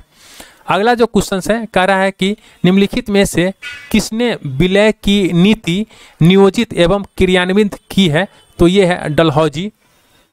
अगला क्वेश्चन है कह रहा है कि ब्रिटिश द्वारा कुशासन का बहाना लेकर निम्नलिखित प्रांतों में से किस एक का शासक हटा दिया था, तो ये है अवध का कुशासन का। देखिए यहाँ पे कुशासन का, और वहां पे पूछा था पीछे जो है ना कि किसके इफेक्ट से, तो कुशासन के इफेक्ट से जो है। अगला क्वेश्चन से कह रहा है कि भारत में ब्रिटिश शासन के दौरान निम्नलिखित राजसी राज्यों के विलय का क्रम पर विचार कीजिए। तो देखिए ये जो है विलय जो है ये आपको 3 to 1 है। पहले सतारा को मिलाया गया था, फिर संबलपुर को, सबसे लास्ट में झांसी को मिलाया गया था। 3 to 1 है। अगला जो क्वेश्चन है कह रहा है कि लॉर्ड डलहौजी के विलय नीति का प्रथम शिकार निम्नलिखित में से कौन सा हुआ था, तो सतारा हुआ था। अगला जो क्वेश्चन है कह रहा है कि जेम्स एंड्रू रैमजे भारत के किस गवर्नर जनरल का वास्तविक नाम है, तो डलहौजी का नाम जो है ये एंड्रू रैमजे है। अंग्रेजों द्वारा सिंध विजय संपन्न हुआ था, तो अंग्रेज के द्वारा जो है सिंध विजय कब संपन्न हुआ था, तो लॉर्ड एलन बारो के समय में। अगला जो क्वेश्चन है सिंध पर ब्रिटिश ने कब्जा किया था, तो सिंध के ऊपर ब्रिटिश ने कब कब्जा किया था, तो 1843 में। सिक्किम का भारत में विलय किसने किया था, तो सिक्किम का जो है भारत में विलय जो है लॉर्ड डलहौजी ने किया था। अगला जो क्वेश्चन है कह रहा है कि निम्नलिखित में से कौन अवध का ब्रिटिश रेजिडेंट था जब अवध का ब्रिटिश साम्राज्य में विलय हुआ, तो वो है जेम्स आउटट्रम। अगला जो क्वेश्चन है कह रहा है कि भारत में प्रथम रेलवे लाइन किस ब्रिटिश गवर्नर के समय बिछाई गई थी, तो भारत के अंदर जो रेलवे लाइन है ये डलहौजी के समय में बिछाया गया था 1853 में, और ये बम्बई से ठाणे के बीच में चला था। भारत में प्रथम रेल लाइन का निर्माण किन नगरों के बीच हुआ था, तो बम्बई और ठाणे के बीच में हुआ था। भारत में पहली रेल लाइन कब शुरू हुआ था, तो ये 1853 में शुरू हुआ था। किस कंपनी ने सर्वप्रथम भारत में रेल यात्रा प्रारंभ की थी, तो देखिए ये क्वेश्चन जो है यहाँ पे 2011 में पूछा गया है। किस में पूछा गया, छत्तीसगढ़ पीसीएस में पूछा गया है, और यही क्वेश्चन जो है बीपीएससी के अंदर पूछा गया है। आप अभी जो एग्जाम हुआ है उसी में ये क्वेश्चन जो है बीपीएससी के अंदर पूछा गया था। तो देखिए यहाँ पे कह रहा है कि किस कंपनी ने सर्वप्रथम भारत में रेल यात्रा प्रारंभ की थी, तो ये है great Indian peninsula railway. Great Indian peninsula railway जो है ये भारत के अंदर जो है सर्वप्रथम रेलवे यात्रा प्रारंभ किया था। ब्रिटिश भारतीय राज्य क्षेत्र का अंतिम प्रमुख विस्तार हुआ था। देखिए ब्रिटिश भारतीय राज्य क्षेत्र का अंतिम प्रमुख विस्तार हुआ था, तो ये हुआ था डफरिन के समय में। पब्लिक वर्क्स डिपार्टमेंट को 1845 से 1855 के दौरान स्वरूप देने वाले थे, तो ये कौन थे, ये थे लॉर्ड डलहौजी। अगला जो क्वेश्चन है विधवा पुनर्विवाह अधिनियम किसके शासन में क्रियान्वित किया गया था, तो विधवा ये लॉर्ड कैनिंग के शासन में क्रियान्वित किया गया था। देखिए इसको छोड़ दीजिए एक्सप्लेनेशन को। 1 नवंबर 1858 को महारानी विक्टोरिया का घोषणा पत्र इलाहाबाद में पढ़कर सुनाया था। तो ये किसने सुनाया था? तो लॉर्ड कैनिंग ने सुनाया था। और 1857 के जब युद्ध हुआ था तो उसमें जो गवर्नर जनरल था वो कौन था? आप मुझे कमेंट्स में लिखकर बताइए। अगला जो क्वेश्चन है कह रहा है कि निम्न में से कौन एक भारत का प्रथम वायसराय था? तो भारत का जो प्रथम वायसराय था ये लॉर्ड कैनिंग था। और इसी के बाद जो है ये जो 1857 के बाद जो है इनको जो है लॉर्ड वायसराय के उपाधि दे दिया गया था। 1 नवंबर 1858 को महारानी विक्टोरिया का घोषणा पत्र पढ़कर सुनाया था लॉर्ड कैनिंग ने। कहाँ सुनाया था? तो ये इलाहाबाद में सुनाया था। अपने पुत्र के स्थान पर दूसरे उत्तराधिकारी को गोद लेने की अधिकार को पुनः स्थापित किया था। तो ये किसने स्थापित किया था? तो ये 1858 की सामग्री की घोषणा ने स्थापित किया था। महारानी विक्टोरिया को भारत की सामग्री नियुक्त किया है। तो महारानी विक्टोरिया को जो है भारत की सामग्री 1877 में नियुक्त किया गया है। निम्नलिखित में से किस गवर्नर जनरल ने भारत में दास प्रथा को समाप्त किया था? तो दास प्रथा को समाप्त किया है लॉर्ड एलन बरो ने। लॉर्ड एलन बरो ने दास प्रथा को समाप्त किया है। देखिए यहाँ पे कह रहा है कि कौन सही सुमेलित है। तो देखिए लॉर्ड कॉर्नवालिस जो है यह अस्थायी बंदोबस्त इसने शुरुआत किया था। अस्थायी बंदोबस्त प्रणाली जो है 1793 में लॉर्ड कॉर्नवालिस। आप इन तीनों चीज को याद कर लीजिएगा। कह रहा है कि कौन सा सुमेलित नहीं है? तो ये सुमेलित नहीं है। लॉर्ड कैनिंग जो है उच्चतम निष्क्रिय जो है ये सुमेलित नहीं है। बाकी ये तीनों जो है सुमेलित है। कॉर्नवालिस जो है अस्थायी बंदोबस्त प्रणाली, बेलेजली जो है सहायक संधि, और डलहौजी जो है ये डॉक्ट्राइन्स ऑफ लैप यानी व्यापकता का सिद्धांत। अगला जो क्वेश्चन है कह रहा है कि अस्थायी बंदोबस्त किसके शासनकाल में प्रारंभ किया गया था? तो अभी आपने देखा है ऊपर में अस्थायी बंदोबस्त जो है लॉर्ड कॉर्नवालिस के टाइम पे। अगला जो क्वेश्चन है कह रहा है कि निम्नलिखित में से सही सुमेलित नहीं है। तो देखिए सही सुमेलित नहीं है ये लॉर्ड हेस्टिंग जो है ये द्वितीय आंग्ला मराठा युद्ध जो है ये सही सुमेलित नहीं है। बाकी जो है देखिए लॉर्ड कॉर्नवालिस जो है ये अस्थायी बंदोबस्त, वेलेजली जो है सहायक संधि, और विलियम बेंटिक जो है 1829 का 17वां रेगुलेशन। तो आइए हम लोग यहाँ पे देखते हैं ये द्वितीय आंग्ला मराठा युद्ध के बारे में। तो द्वितीय आंग्ला मराठा युद्ध जो है ये लॉर्ड वेलेजली के टाइम पे हुआ था। लॉर्ड वेलेजली के काल में हुआ था द्वितीय आंग्ला मराठा युद्ध। पेशवाई को कब समाप्त किया गया था? तो पेशवाई को जो है ये 1818 में समाप्त किया गया था। अगला जो क्वेश्चन से कह रहा है कि निम्नलिखित में से किसने राजपूताना की देशी रियासतों के साथ वर्ष 1817 से 1818 के अधीनस्थ संधि की बातचीत की थी? तो ये किया था चार्ल्स मेटकॉफ ने। Charles Metcalfe. अगला जो क्वेश्चन है कह रहा है कि निम्नलिखित में से कौन सुमेलित नहीं है? तो देखिए यहाँ पे सुमेलित की बात कर रहा है तो ये जो है ये सुमेलित नहीं है। सर जॉन शोर जो है ये आंग्ला नेपाल युद्ध है ये सुमेलित नहीं है, बाकी सब सुमेलित है। कॉर्नवालिस की बात करते हैं तो ये अस्थायी बंदोबस्त, वेलेजली जो है सहायक संधि प्रणाली, और लॉर्ड हेस्टिंग की बात करते हैं तो तृतीय आंग्ला मराठा युद्ध की बात हो रहा है यहाँ पे। अगर हम लोग बात कर लेते हैं आंग्ला नेपाल युद्ध तो ये लॉर्ड हेस्टिंग के काल में हुआ था। ये किसके काल में हुआ था? लॉर्ड हेस्टिंग के काल में हुआ था। ये आंग्ला मराठा युद्ध जो है ये लॉर्ड हेस्टिंग के ही काल में हुआ था 1814 में। अगला जो क्वेश्चन है कह रहा है कि निम्नलिखित में से कौन सही सुमेलित है? तो ये सुमेलित है ये सी। देखिए लॉर्ड वेलेजली चतुर्थ आंग्ला मैसूर युद्ध जो है ये सुमेलित है। आइए इसका एक्सप्लेनेशन देख लेते हैं एक बार। कह रहा है कि देखिए लॉर्ड एलन बरो जो है ये सिंध का अंग्रेजी राज्य में अगस्त 1843 में विलय किया था। सिंध का अंग्रेजी राज्य में अगस्त 1843 में विलय जो है ये लॉर्ड एलन बरो के द्वारा किया गया था। लॉर्ड डलहौजी जो है कुशासन के आरोप में, किसके आरोप पे? कुशासन के आरोप में 1856 में अवध का विलय करवाया था। और लॉर्ड वेलेजली जो है ये चतुर्थ आंग्ला मैसूर युद्ध 1799 में हुआ था। तो इसमें जो है ये लॉर्ड वेलेजली था। और लॉर्ड हेस्टिंग जो है ये तृतीय आंग्ला मराठा युद्ध जो 1817 से 1878 में हुआ था इसमें था। तो आपको यहां पे जो है लॉर्ड वेलेजली चतुर्थ आंग्ला मैसूर युद्ध ये सही है। अगला जो क्वेश्चन है कह रहा है कि निम्नलिखित में से कौन सा एक युग्म सही सुमेलित नहीं है? तो ये जो है लॉर्ड लिटन। लॉर्ड लिटन जो है ये सही नहीं है, बाकी सब जो है ये सही है। अगर हम लोग डलहौजी की बात करते हैं तो ये अवध का विलय करवाया था। डफरिन की बात करते हैं तो ये राष्ट्रीय कांग्रेस की स्थापना के समय था। और ये लॉर्ड विलियम बेंटिक की बात करते हैं तो ये चार्टर एक्ट 1833 का पारित होना इसी के समय हुआ था। तो अगला जो क्वेश्चन है कह रहा है कि चतुराई पूर्ण निष्क्रियता की नीति के साथ जुड़ा है, तो कौन जो है, तो ये है लॉर्ड लॉरेंस। लॉर्ड लॉरेंस जो है ये चतुराई पूर्ण निष्क्रियता की नीति के साथ जुड़ा है, लॉर्ड लॉरेंस, जॉन लॉरेंस। अगला जो क्वेश्चन है कह रहा है कि भारत में अंग्रेजों के समय में प्रथम जनगणना हुई थी, तो किस अंग्रेज के समय में भारत के अंदर जो है प्रथम जनगणना हुआ था, तो ये हुआ था 1872 में। और उस समय जो है लॉर्ड रिपन के काल में, देखिए जो पहला हुआ था ये लॉर्ड मेयो के काल में हुआ था, लॉर्ड मेयो के काल में हुआ था। और जो नियमित जनगणना हुआ था वो 1881 में हुआ था, ये लॉर्ड रिपन के काल में हुआ था। तो आप दोनों को याद रखिएगा, जो ये लॉर्ड मेयो के काल में हुआ था 1872 में, और रिपन के काल में हुआ था 1881 में। तो ये हो गया 1872 और ये हो गया 81 में जो हुआ था वो नियमित हुआ था। आइए हम लोग देखते हैं अगला क्वेश्चन कह रहा है कि वह कौन व्यक्ति था जिसने भारत में पहली बार जनसंख्या की जनगणना करवाई थी, तो अभी हम आपको पता है लॉर्ड मेयो, और लॉर्ड रिपन जो है ये 81 में है, 9 साल के बाद।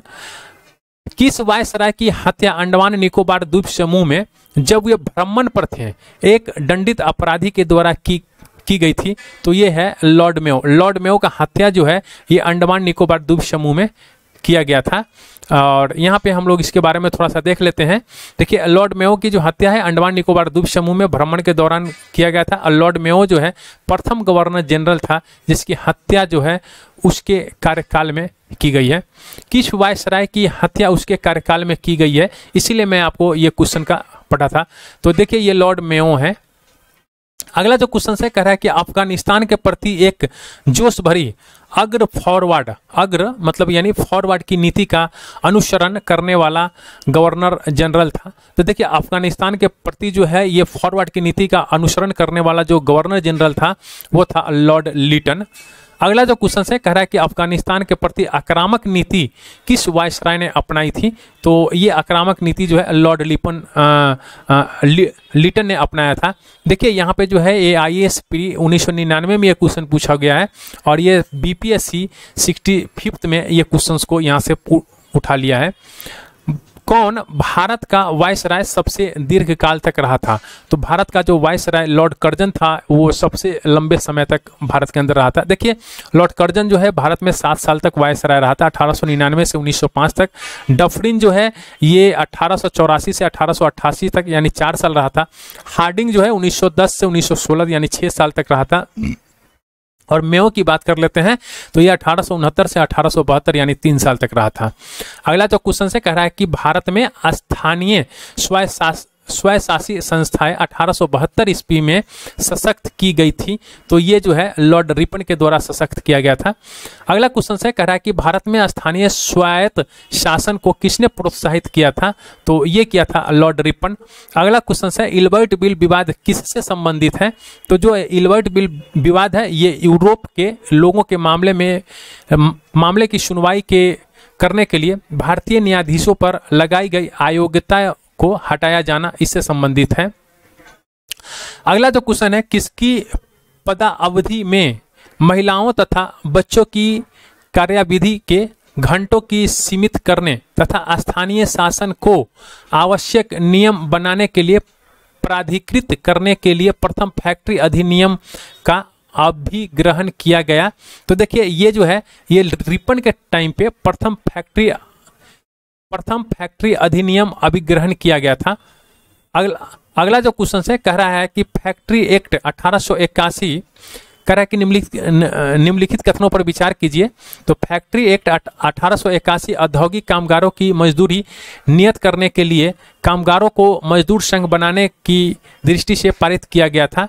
तो कह रहा है कि इसमें से कौन सा सही है, तो ये जो है केवल 2 सही है, एक जो है ये सही नहीं है। देखिए ये NM लोखंडे ब्रिटिश भारत में मजदूर आंदोलन संगठित करने का अग्रगामी थे। अगला जो क्वेश्चन है कह रहा है कि निम्नलिखित में से किसे भारत में स्थानीय स्वायत्त शासन का जनक माना जाता है। तो भारत में जो है स्थानीय स्वायत्त शासन का जो जनक माना जाता है ये है लॉर्ड रिपन को। अगला क्वेश्चन से कह रहा है कि निम्नलिखित में से कौन युग्म सही सुमेलित नहीं है। तो देखिए सही सुमेलित नहीं है, स्थानीय स्वशासन जो है ये लिटन यहाँ पे दिया गया है, तो यहाँ पे रिपन होगा। रिपन जो होगा, अभी तो आपने देखा है ऊपर में जो ये क्वेश्चन है स्थानीय स्वायत्त शासन का जनक किसे माना जाता है, तो रिपन को माना जाता है। तो यहाँ पे क्या होगा, रिपन होगा, नॉट लिटन। बाकी सब जो है सही है। देखिए सूची 1 सूची 2 को मिलाइए और कूट में सही उत्तर का चयन कीजिए। तो देखिए यहाँ पे हम लोग इसको चेक कर लेते हैं एक बार। देखिए क्लाइव जो है 1765 ईस्वी में बंगाल के अंदर द्वैध शासन प्रणाली को लागू किया था और बेंटिक के कार्यकाल में ही मैकाले के द्वारा आधुनिक शिक्षा की नींव रखी गई। देखिए तो अब यहाँ पे हम लोग एक बार चेक कर लेते हैं। देखिए क्लाइव की बात कर रहा है और बेंटिक की बात कर रहा है। दो के बारे में हमने आपको बताया था, दो के बारे में हम लोग देख लेते हैं। क्लाइव जो है बंगाल में दोहरा शासन प्रणाली लागू किया था, तो ये एक का सी हो जाएगा। एक का सी तो यहाँ है, ये नहीं होगा, ये नहीं होगा। और दो का जो होगा ये क्या हो जाएगा, अंग्रेजी शिक्षा प्रणाली। अंग्रेजी शिक्षा प्रणाली जो है ये डी हो जाएगा दो का। तो दो का डी जो है ये ए इसका ऑप्शन हो जाएगा, ए इसका ऑप्शन सही है। अब यहीं पे हम लोग देख लेते हैं चार्ल्स मेटकॉफ की अगर हम लोग बात कर लेते हैं तो ये प्रेस पर से प्रतिबंध हटाना चार्ल्स मेटकॉफ ने किया था। और कर्जन की बात करते हैं तो ये इसने बंग विभाजन यानी बंगाल विभाजन जो है इसी ने किया था, कर्जन ने। अगला जो क्वेश्चन कर रहा है सूची 1 सूची 2 को मिलाइए और नीचे दिए गए कोड का सही उत्तर चुनिए। तो देखिए यहाँ पे सूची 1 सूची 2 को हम लोग मिलाते हैं। तो देखिए यहाँ पे लॉर्ड डलहौजी की अगर बात कर लेते हैं तो लॉर्ड डलहौजी जो है ये डॉक्ट्राइन्स ऑफ लाइफ यानी व्यापकता का सिद्धांत से संबंधित है। तो एक का डी जो होगा इसका आंसर हो जाएगा। देखिए सॉरी, एक का डी हो जाएगा। और दूसरा का विलियम बेंटिक की बात करते हैं तो ये सती प्रथा का निषेध इसी ने किया था, लॉर्ड विलियम बेंटिक ने, तो ए हो जाएगा। और लॉर्ड रिपन की बात करते हैं तो रिपन जो है ये स्वायत्त शासन से संबंधित है, तो इसका हो जाएगा बी। और कर्जन की बात करते हैं तो बंगाल विभाजन हो जाएगा। डीएबीसी जो हो जाएगा इसका आंसर ए हो जाएगा। आप यहाँ पे भी देख सकते हैं। अगला तो क्वेश्चन से कह रहा है कि निम्नलिखित में से कौन सी जोड़ी यानी गवर्नर जनरल और घटना जो है सुमेलित है। तो देखिए ये जो है ना लॉर्ड एलनबरो और सिंध का विलय जो है ये सुमेलित है। लॉर्ड एलनबरो और सिंध का विलय जो है ये सुमेलित है। अगला जो क्वेश्चन से कह रहा है कि भारतीय पुरातत्व सर्वेक्षण की स्थापना किसके काल में हुआ था। तो भारतीय पुरातत्व सर्वेक्षण की स्थापना जो है ये कर्जन के काल में हुआ था, लॉर्ड कर्जन के काल में हुआ था। भारतीय पुरातत्व सर्वेक्षण की स्थापना हुआ था लॉर्ड कर्जन के काल में हुआ था। अगला जो क्वेश्चन है कह रहा है कि निम्नलिखित में से किसने पुरातत्व सर्वेक्षण विभाग की स्थापना की थी। तो पुरातत्व सर्वेक्षण विभाग की स्थापना जो है,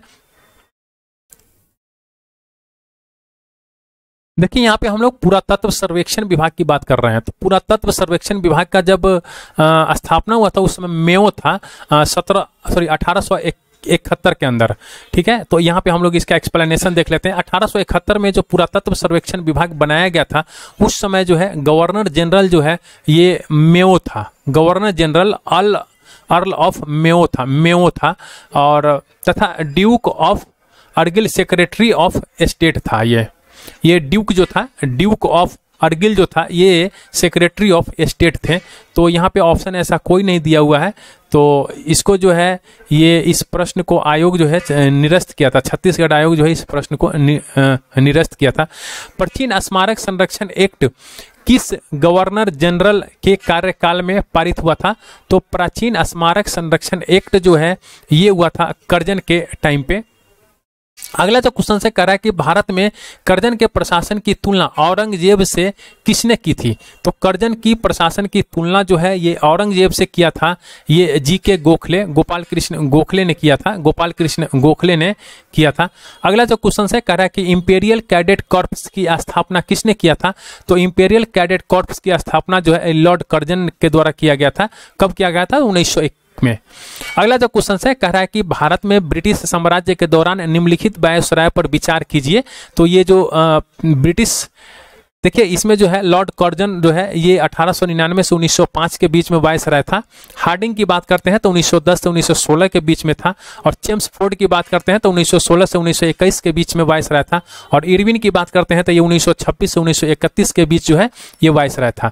तो हम लोग यहाँ पे देख लेते हैं, सबसे पहले होगा लॉर्ड कर्जन, उसके बाद होगा था हार्डिंग। 1 2 तो यहाँ भी है, तो यही इसका आंसर हो जाएगा। अगला जो क्वेश्चन है कह रहा है कि असैनिक प्रशासन 1905 के संदर्भ में कौन सा कथन सही है। तो देखिए यहाँ पे जो है लॉर्ड कर्जन ने प्रांतीय सीमाओं को पुनर्गठित करने का निर्णय लिया था। ये बात सही है। लॉर्ड कर्जन जो है ये प्रांत का जो सीमा था इसको पुनर्गठित करने का निर्णय लिया था लॉर्ड कर्जन, और पूर्वी बंगाल और आसाम नामक नया प्रांत बनाया था। तो ये भी बात सही है। तो ये दोनों जो है कथन जो है ये सही है। अगला जो क्वेश्चन है कह रहा है कि फूट डालो राज करो की राजनीति अपनाई थी, तो ये किसने अपनाया था। तो देखिए ये कर्जन भी अपनाया था और मिंटो भी अपनाया था। तो ये दोनों अपनाया था, फूट डालो और शासन करो की नीति जो है ये कर्जन और मिंटो जो है दोनों ने अपनाया था। अगला जो क्वेश्चन है कह रहा है कि मुझे विश्वास है कि कांग्रेस अपने विनाश की तरफ जा रही है और मेरी बड़ी इच्छा भारत में रहते होगी कि इसके शांति प्रिय निधन के लिए इसका सहायक बनूं। यह किसने लिखा है। तो ये जो है कर्जन ने लिखा है। अगला जो क्वेश्चन है कह रहा है कि इनमें से किस गवर्नर जनरल ने सबसे पहले पृथक निर्वाचन मंडल की व्यवस्था मुसलमानों को जीतने व उन्हें कांग्रेस के विरुद्ध करने के लिए इस्तेमाल किया था। तो ये है लॉर्ड मिंटो। अगला क्वेश्चन है कह रहा है कि निम्नलिखित में से कौन भारत का एकमात्र यहूदी वायसराय था। यहूदी वायसराय कौन था। तो ये था रीडिंग। रीडिंग जो था ये एकमात्र यहूदी वायसराय था भारत का। निम्नलिखित युगों में से कौन सा एक सही सुमेलित नहीं है। तो ये देखिए ये वर्नाकुलर प्रेस एक्ट जो है ये कर्जन के टाइम पे आया था। तो ये जो है सही सुमेलित नहीं है। ठीक है। अगला जो क्वेश्चन है कह रहा है कि निम्नलिखित में से कौन सा एक सही सुमेलित नहीं है। तो ये जो है वर्नाकुलर प्रेस एक्ट जो है कर्जन के टाइम पे ये सही सुमेलित नहीं है, बाकी सब जो है सही सुमेलित है। देखिए ठगी का दामन जो है ये विलियम बेंटी के टाइम में आया था। एल्बर्ट बिल जो है रिपन के टाइम पे आया था। और रिंग फेस की नीति जो है ये वारेन हेस्टिंग के समय पे आया था। ब्रिटिश भारत की राजधानी का कलकत्ता से दिल्ली स्थानांतरण किसके काल की क्रियान्वित हुआ था। यानी जो है क्वेश्चन के अंदर कह रहा है कि भारत का जो राजधानी है कलकत्ता से दिल्ली जिस समय ट्रांसफर हुआ था उस समय जो है ये गवर्नर जनरल कौन था। तो ये लॉर्ड हार्डिंग था। अगला जो क्वेश्चन है कह रहा है कि सही जोड़े बनाइए और इसके अंदर जो है सही उत्तर चुनिए। तो देखिए इसमें जो है ये क्या है चूक का सिद्धांत या फिर हड़प की नीति या फिर डॉक्टराइन्स ऑफ लैप्स। ये तो डलहौजी है इससे है ना। एक का 3 हो जाएगा। तो 1 का 3 तो ये नहीं होगा और ये नहीं होगा। तो ये दोनों हो जाएगा। उसके बाद बंगाल का विभाजन जो है कर्जन किया था। कर्जन किया था तो बंगाल का विभाजन जो है कर्जन किया था। तो ये 1 हो जाएगा। तो ये इसका सी इसका आंसर हो जाएगा। और उसके बाद है बंगाल में जो दोहरा शासन प्रणाली लागू किया था, दोहरी शासन प्रणाली, तो ये किसने किया था। तो रॉबर्ट क्लाइव ने। तो इसका हो जाएगा 2 हो जाएगा। और सामाजिक सुधार जो है ये बेंटिक के टाइम पे आ जाएगा सामाजिक सुधार। यहाँ पे भी देख लीजिए कि चूक का सिद्धांत या हड़प नीति जो है ये डलहौजी के टाइम पे हुआ था। बंगाल का विभाजन जो है कर्जन के टाइम पे हुआ था। दोहरा शासन प्रणाली जो है रॉबर्ट क्लाइव के द्वारा और सामाजिक सुधार जो है ये बेंटिक के द्वारा लगाया गया था। अगला क्वेश्चन कह रहा है कि सूची 1 सूची 2 को सुमेलित करें और इसमें जो है सही उत्तर का चयन कीजिए। देखिए ये सूची 1 दिया हुआ है, ये सूची 2 दिया हुआ है।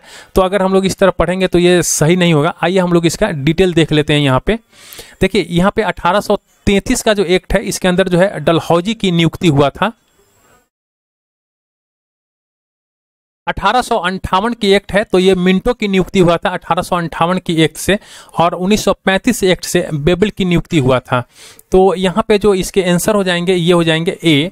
आप इसको एक बार पढ़ लीजिएगा बुक से। अगला जो क्वेश्चन है कह रहा है कि सूची 1 और सूची 2 का सही सुमेलित करना है। ये स्थान है और ये अंग्रेजों के द्वारा विलय का वर्ष है। तो देखिए सबसे पहले जो हुआ था ये हुआ था सतारा हुआ था। तो सतारा कब हुआ था। तो ये हुआ था आपको 1849 में। सतारा जो है ये 1848 में हुआ था, सबसे पहले हुआ था ना। सतारा जो है ये 1848 में हुआ था। संबलपुर जो है 1849 में हुआ था। और अवध जो है ये हुआ था 1856 में। 1856 में अवध हुआ था, और झांसी जो है, झांसी हुआ था 1856 में, और झांसी जो है ये 1854 में हुआ था। तो आप यहाँ पे देख सकते हैं, देखिए संबलपुर जो है 1849 है, सतारा जो है 1848 है, अवध जो है 1856 है, और झांसी जो है 1854 है। अगला जो क्वेश्चन है कह रहा है कि निम्नलिखित घटनाओं पर विचार कीजिए और उनको कलम क्रमानुसार जो है व्यवस्थित कीजिए। तो देखिए सिक्किम का विलय है, झांसी का विलय है, पंजाब का विलय है, और बर्मा का विलय है। तो आइए हम लोग यहाँ पे चेक कर लेते हैं। देखिए सिक्किम का विलय जो है 1817 में हुआ था, यानी सबसे पहले सिक्किम का विलय हुआ था।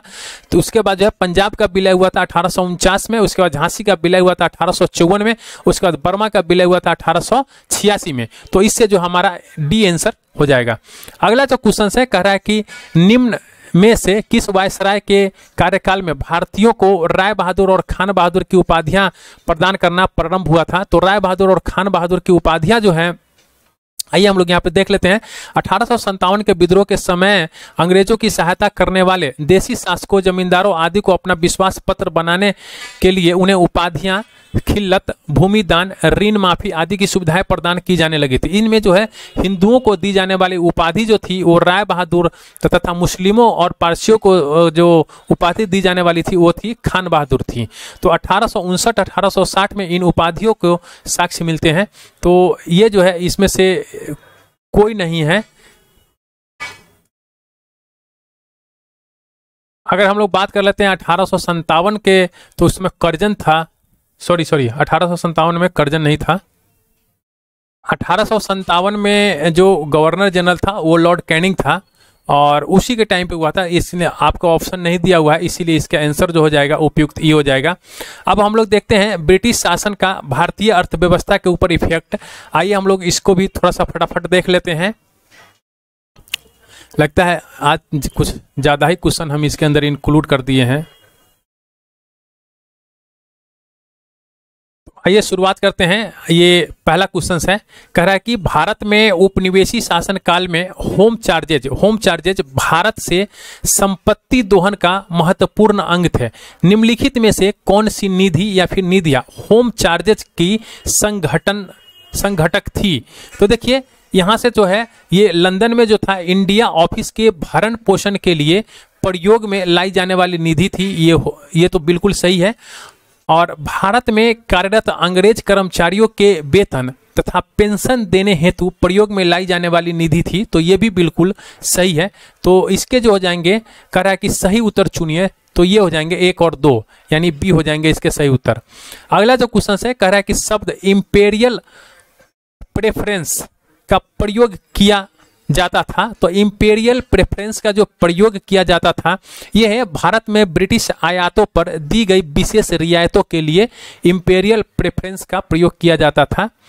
अगला जो क्वेश्चन है, कह रहा है कि ब्रिटिश शासन के दौरान भारत में उद्योगों का कोई स्वतंत्र विकास नहीं हुआ। इसका कारण था, तो इसका कारण क्या था कि धनिक वर्ग के द्वारा भू संपत्ति में निवेश करने को तरहीज दिया जाना, इसका ये मेन कारण था। अगला जो क्वेश्चन है, कह रहा है कि इस्तमरारी बंदोबस्त किसने लागू किया था। तो इस्तमरारी बंदोबस्त जो है ये लॉर्ड कॉर्नवालिस ने लागू किया था। अगला जो क्वेश्चन है, कह रहा है कि किसके प्रशासन काल में अस्थाई बंदोबस्त प्रारंभ किया गया था। तो अस्थाई बंदोबस्त जो है ये स्टार्ट किया गया था लॉर्ड कॉर्नवालिस के टाइम पे। अस्थाई बंदोबस्त किससे किया गया है। तो अस्थाई बंदोबस्त जो है ये जमींदारों से किया गया था। अस्थाई बंदोबस्त किसके साथ किया गया। तो जमींदारों के साथ अस्थाई बंदोबस्त किया गया था। किस गवर्नर जनरल ने भारत में अस्थाई भू राजस्व व्यवस्था स्थापित किया था। तो ये है लॉर्ड कॉर्नवालिस। अगला जो क्वेश्चन है, कह रहा है कि कॉर्नवालिस का अस्थाई बंदोबस्त लागू किया गया। तो ये लागू किया गया था 1793 में। 1793 में लॉर्ड कॉर्नवालिस की भू व्यवस्था प्रणाली लागू होने के बाद कानूनी विवादों की प्रवृत्ति में बढ़ोतरी देखी गई थी। निम्नलिखित प्रावधानों में से किस एक को सामान्यतः इसके कारक के रूप में जोड़कर देखा जाता है। तो देखिए ये देखा जाता है रैयत की तुलना में जमींदार की स्थिति को अधिक सशक्त बनाना, ये बिल्कुल सही बात है। और ईस्ट इंडिया कंपनी को जमींदारी का अधिपति बनाना, तो ये भी बिल्कुल सही बात है। और न्यायिक पद्धति को अधिक कार्यकुशल बनाना। देखिए ये ए बी सी, इसमें से तीनों में से कोई भी जो है ये सही नहीं है। तो आइए हम लोग इसका एक्सप्लेनेशन एक बार देख लेते हैं। कह रहा है कि 1793 में लॉर्ड कॉर्नवालिस के द्वारा प्रारंभ अस्थाई बंदोबस्त जो है ये जमींदारी व्यवस्था वाली ये भू व्यवस्था प्रणाली में जमींदारों का भूमि पर वास्तविक अधिकार स्वीकृत कर लिया गया था, जब तक कि वे लगान एकत्र कर उसका 10/11 भाग सरकार को देते रहते थे। लेकिन जमींदारी का भू क्षेत्र निर्धारित नहीं था। लगान रहित अनुदान भूमि, चारागाह, प्रति आदि भूमि निर्धारित न होने के कारण जो है कानूनी विवादें जो है बढ़ रही थी। जमींदार एवं कृषक के बीच अनेक मध्यस्थों के कारण भी विधिक वादों की संख्या में बढ़ोतरी हुई। स्पष्ट है कि इसके आंसर जो होगा वो डी होगा। कह रहा है कि क्षीर अस्थायी बंदोबस्त 1793 के अंतर्गत जमींदारों की अपेक्षा की गई थी कि वे खेतिहरों को पट्टा जारी करेंगे, तो अनेक जमींदारों ने पट्टा जारी नहीं किया। इसका कारण क्या था? तो इसका कारण जो था ये था जमींदारों के ऊपर कोई सरकारी नियंत्रण नहीं था।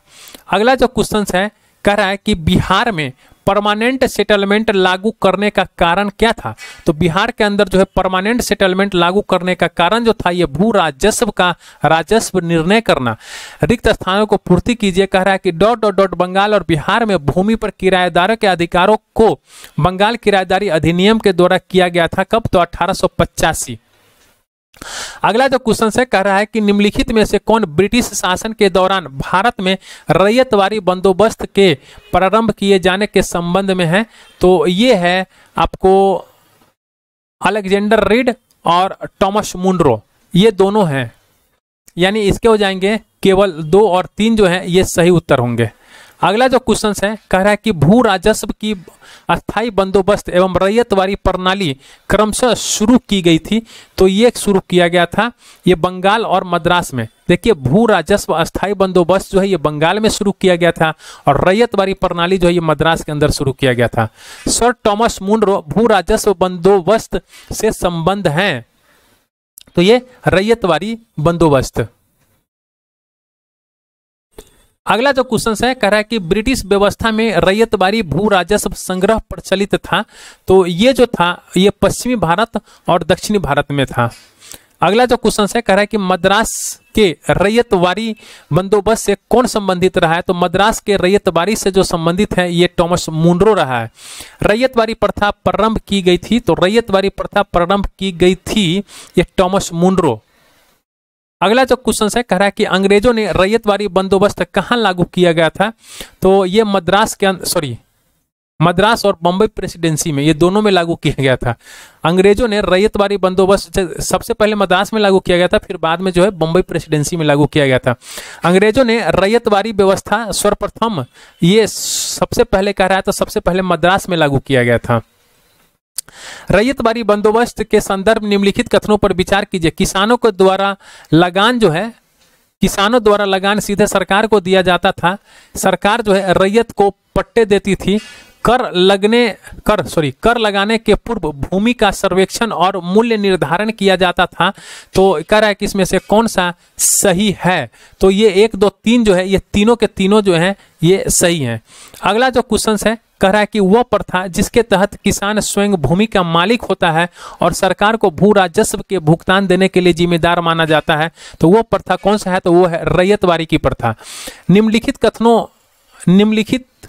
नीचे 2 कथन दिए गए हैं, एक है ए और दूसरे हैं आर। तो देखते हैं हम लोग। ब्रिटिश सरकार ने भारत के अलग अलग भागों में भू राजस्व की अलग अलग व्यवस्था लागू की थी। और दूसरा जो कथन है ये रीजन है, कह रहा है कि इससे भारतीय किसानों में अलग अलग वर्ग बन गए। नीचे दिए गए कूट को सही देखिए, तो ए और आर जो है दोनों सही हैं, लेकिन आर जो है ए का सही व्याख्या करता है। अगला जो क्वेश्चन है कह रहा है कि भूमि पंजाब भूमि हस्तांतरण अधिनियम कब पारित किया गया था? तो पंजाब भूमि हस्तांतरण अधिनियम जो है ये 1900 में पारित किया गया था। अगला जो क्वेश्चन है कह रहा है कि असम में सर्वप्रथम चाय कंपनी की स्थापना कब की गई थी? तो असम के अंदर जो है 1839 में सर्वप्रथम चाय कंपनी की स्थापना किया गया था। और अगला जो क्वेश्चन है कह रहा है कि देखिए सूची 1 सूची 2 को मिलाना है और इसके अंदर जो है हम लोग देखते हैं, देखिए इसमें जो है जजमानी की बात कर रहा है। जजमानी जो है ये उत्तर भारत में होता है जजमानी। 12 बलूट की बात कर रहा है तो 12 बलूट जो है महाराष्ट्र में है। मिरासी की बात कर रहा है तो मिरासी जो है ये तमिलनाडु के अंदर है और अडाडे जो है ये कर्नाटक में है। तो इसके जो हो जाएंगे ये डी हो जाएंगे। यहाँ पे हम लोग इसका एक्सप्लेनेशन भी देख लेते हैं। जजमानी ये है उत्तर भारत का, 12 बलूट जो है महाराष्ट्र का, मिरासी जो है ये तमिलनाडु का है, अडाडे जो है ये कर्नाटक का है। अगला जो क्वेश्चन है कह रहा है कि ब्रिटिश भारत में सैन्य बल पर केंद्रीय राजस्व का कुल कितना प्रतिशत व्यय होता था? तो ये होता था अप्रोक्स 40%। कहता है दादा भाई नौरोजी के द्वारा प्रतिपादित अफवाह सिद्धांत यानी ड्रेन थ्योरी की सही परिभाषा नीचे के किस कथन से आती है? तो देखिए उनका जो ड्रेन थ्योरी है वो है भारत की राष्ट्रीय संपदा का एक भाग अथवा कुल वार्षिक उत्पाद ब्रिटेन को निर्यात कर दिया जाता था जिसके लिए भारत की कोई वास्तविक प्रतिफल नहीं मिलता था। ये है। अगला जो क्वेश्चन है कह रहा है कि निम्न में से किसने निकास के सिद्धांत का प्रतिपादन किया था? तो निकास के सिद्धांत का प्रतिपादन जो है ये दादा भाई नौरोजी ने किया था। अंग्रेजों के शासनकाल में भारत के आर्थिक दोहन के सिद्धांत को किसने प्रतिपादित किया था?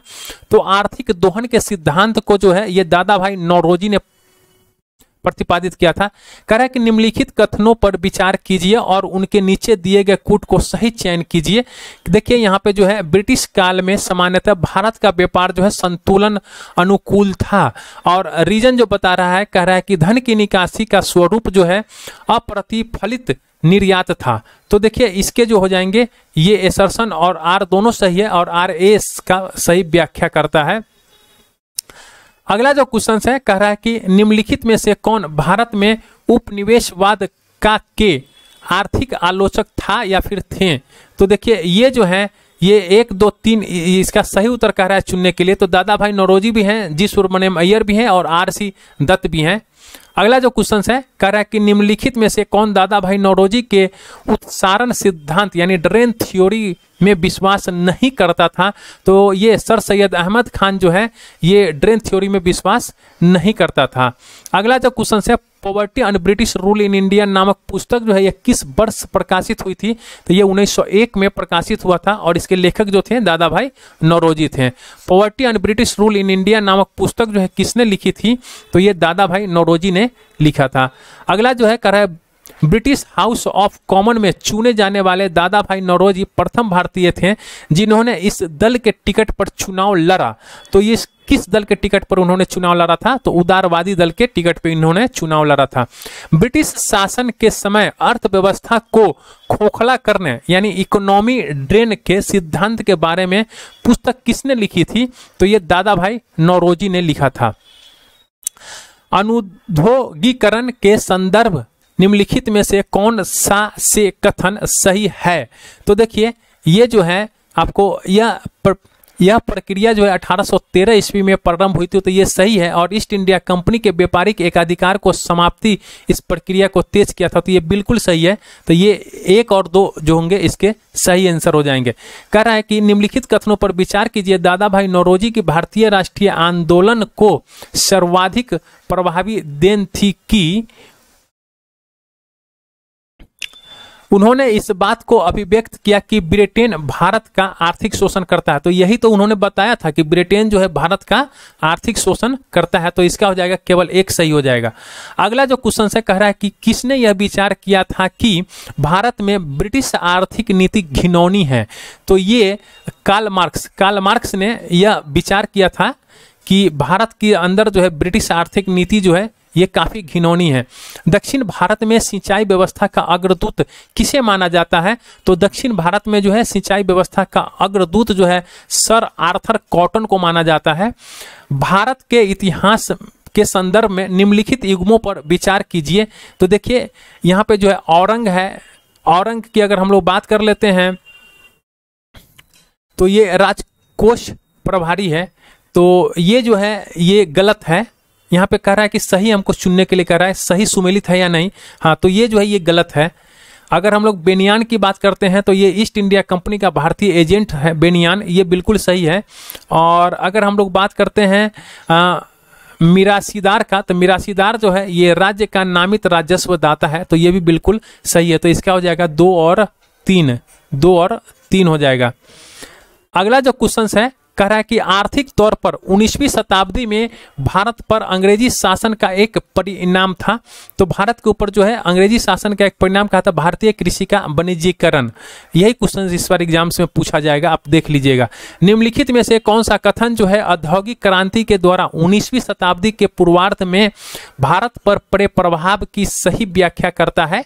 तो ये करता है भारतीय दस्तकारी उद्योग नष्ट हो गए थे। तो इसी के साथ जो है आज का जो सेशन है ये 5 चैप्टर का, इसके अंदर अप्रॉक्स 300 क्वेश्चन थे और ये 300 क्वेश्चन जो है यहीं पे कंप्लीट होता है। और फिर मैं अगर 1857 से आगे का, ये आप देख सकते हैं 1857 से आगे का जितना भी चैप्टर है इसके अंदर मैं 5 चैप्टर नेक्स्ट डे हमारा वीडियो आएगा। तो अगर आपने अब तक चैनल को सब्सक्राइब नहीं किया है तो प्लीज़ आप चैनल को सब्सक्राइब कर दीजिए, बेल आइकन को दबा दीजिएगा और अपने दोस्तों के साथ शेयर भी किया कीजिए और एक लाइक का बटन जरूर दबाइएगा। Thank you for watching.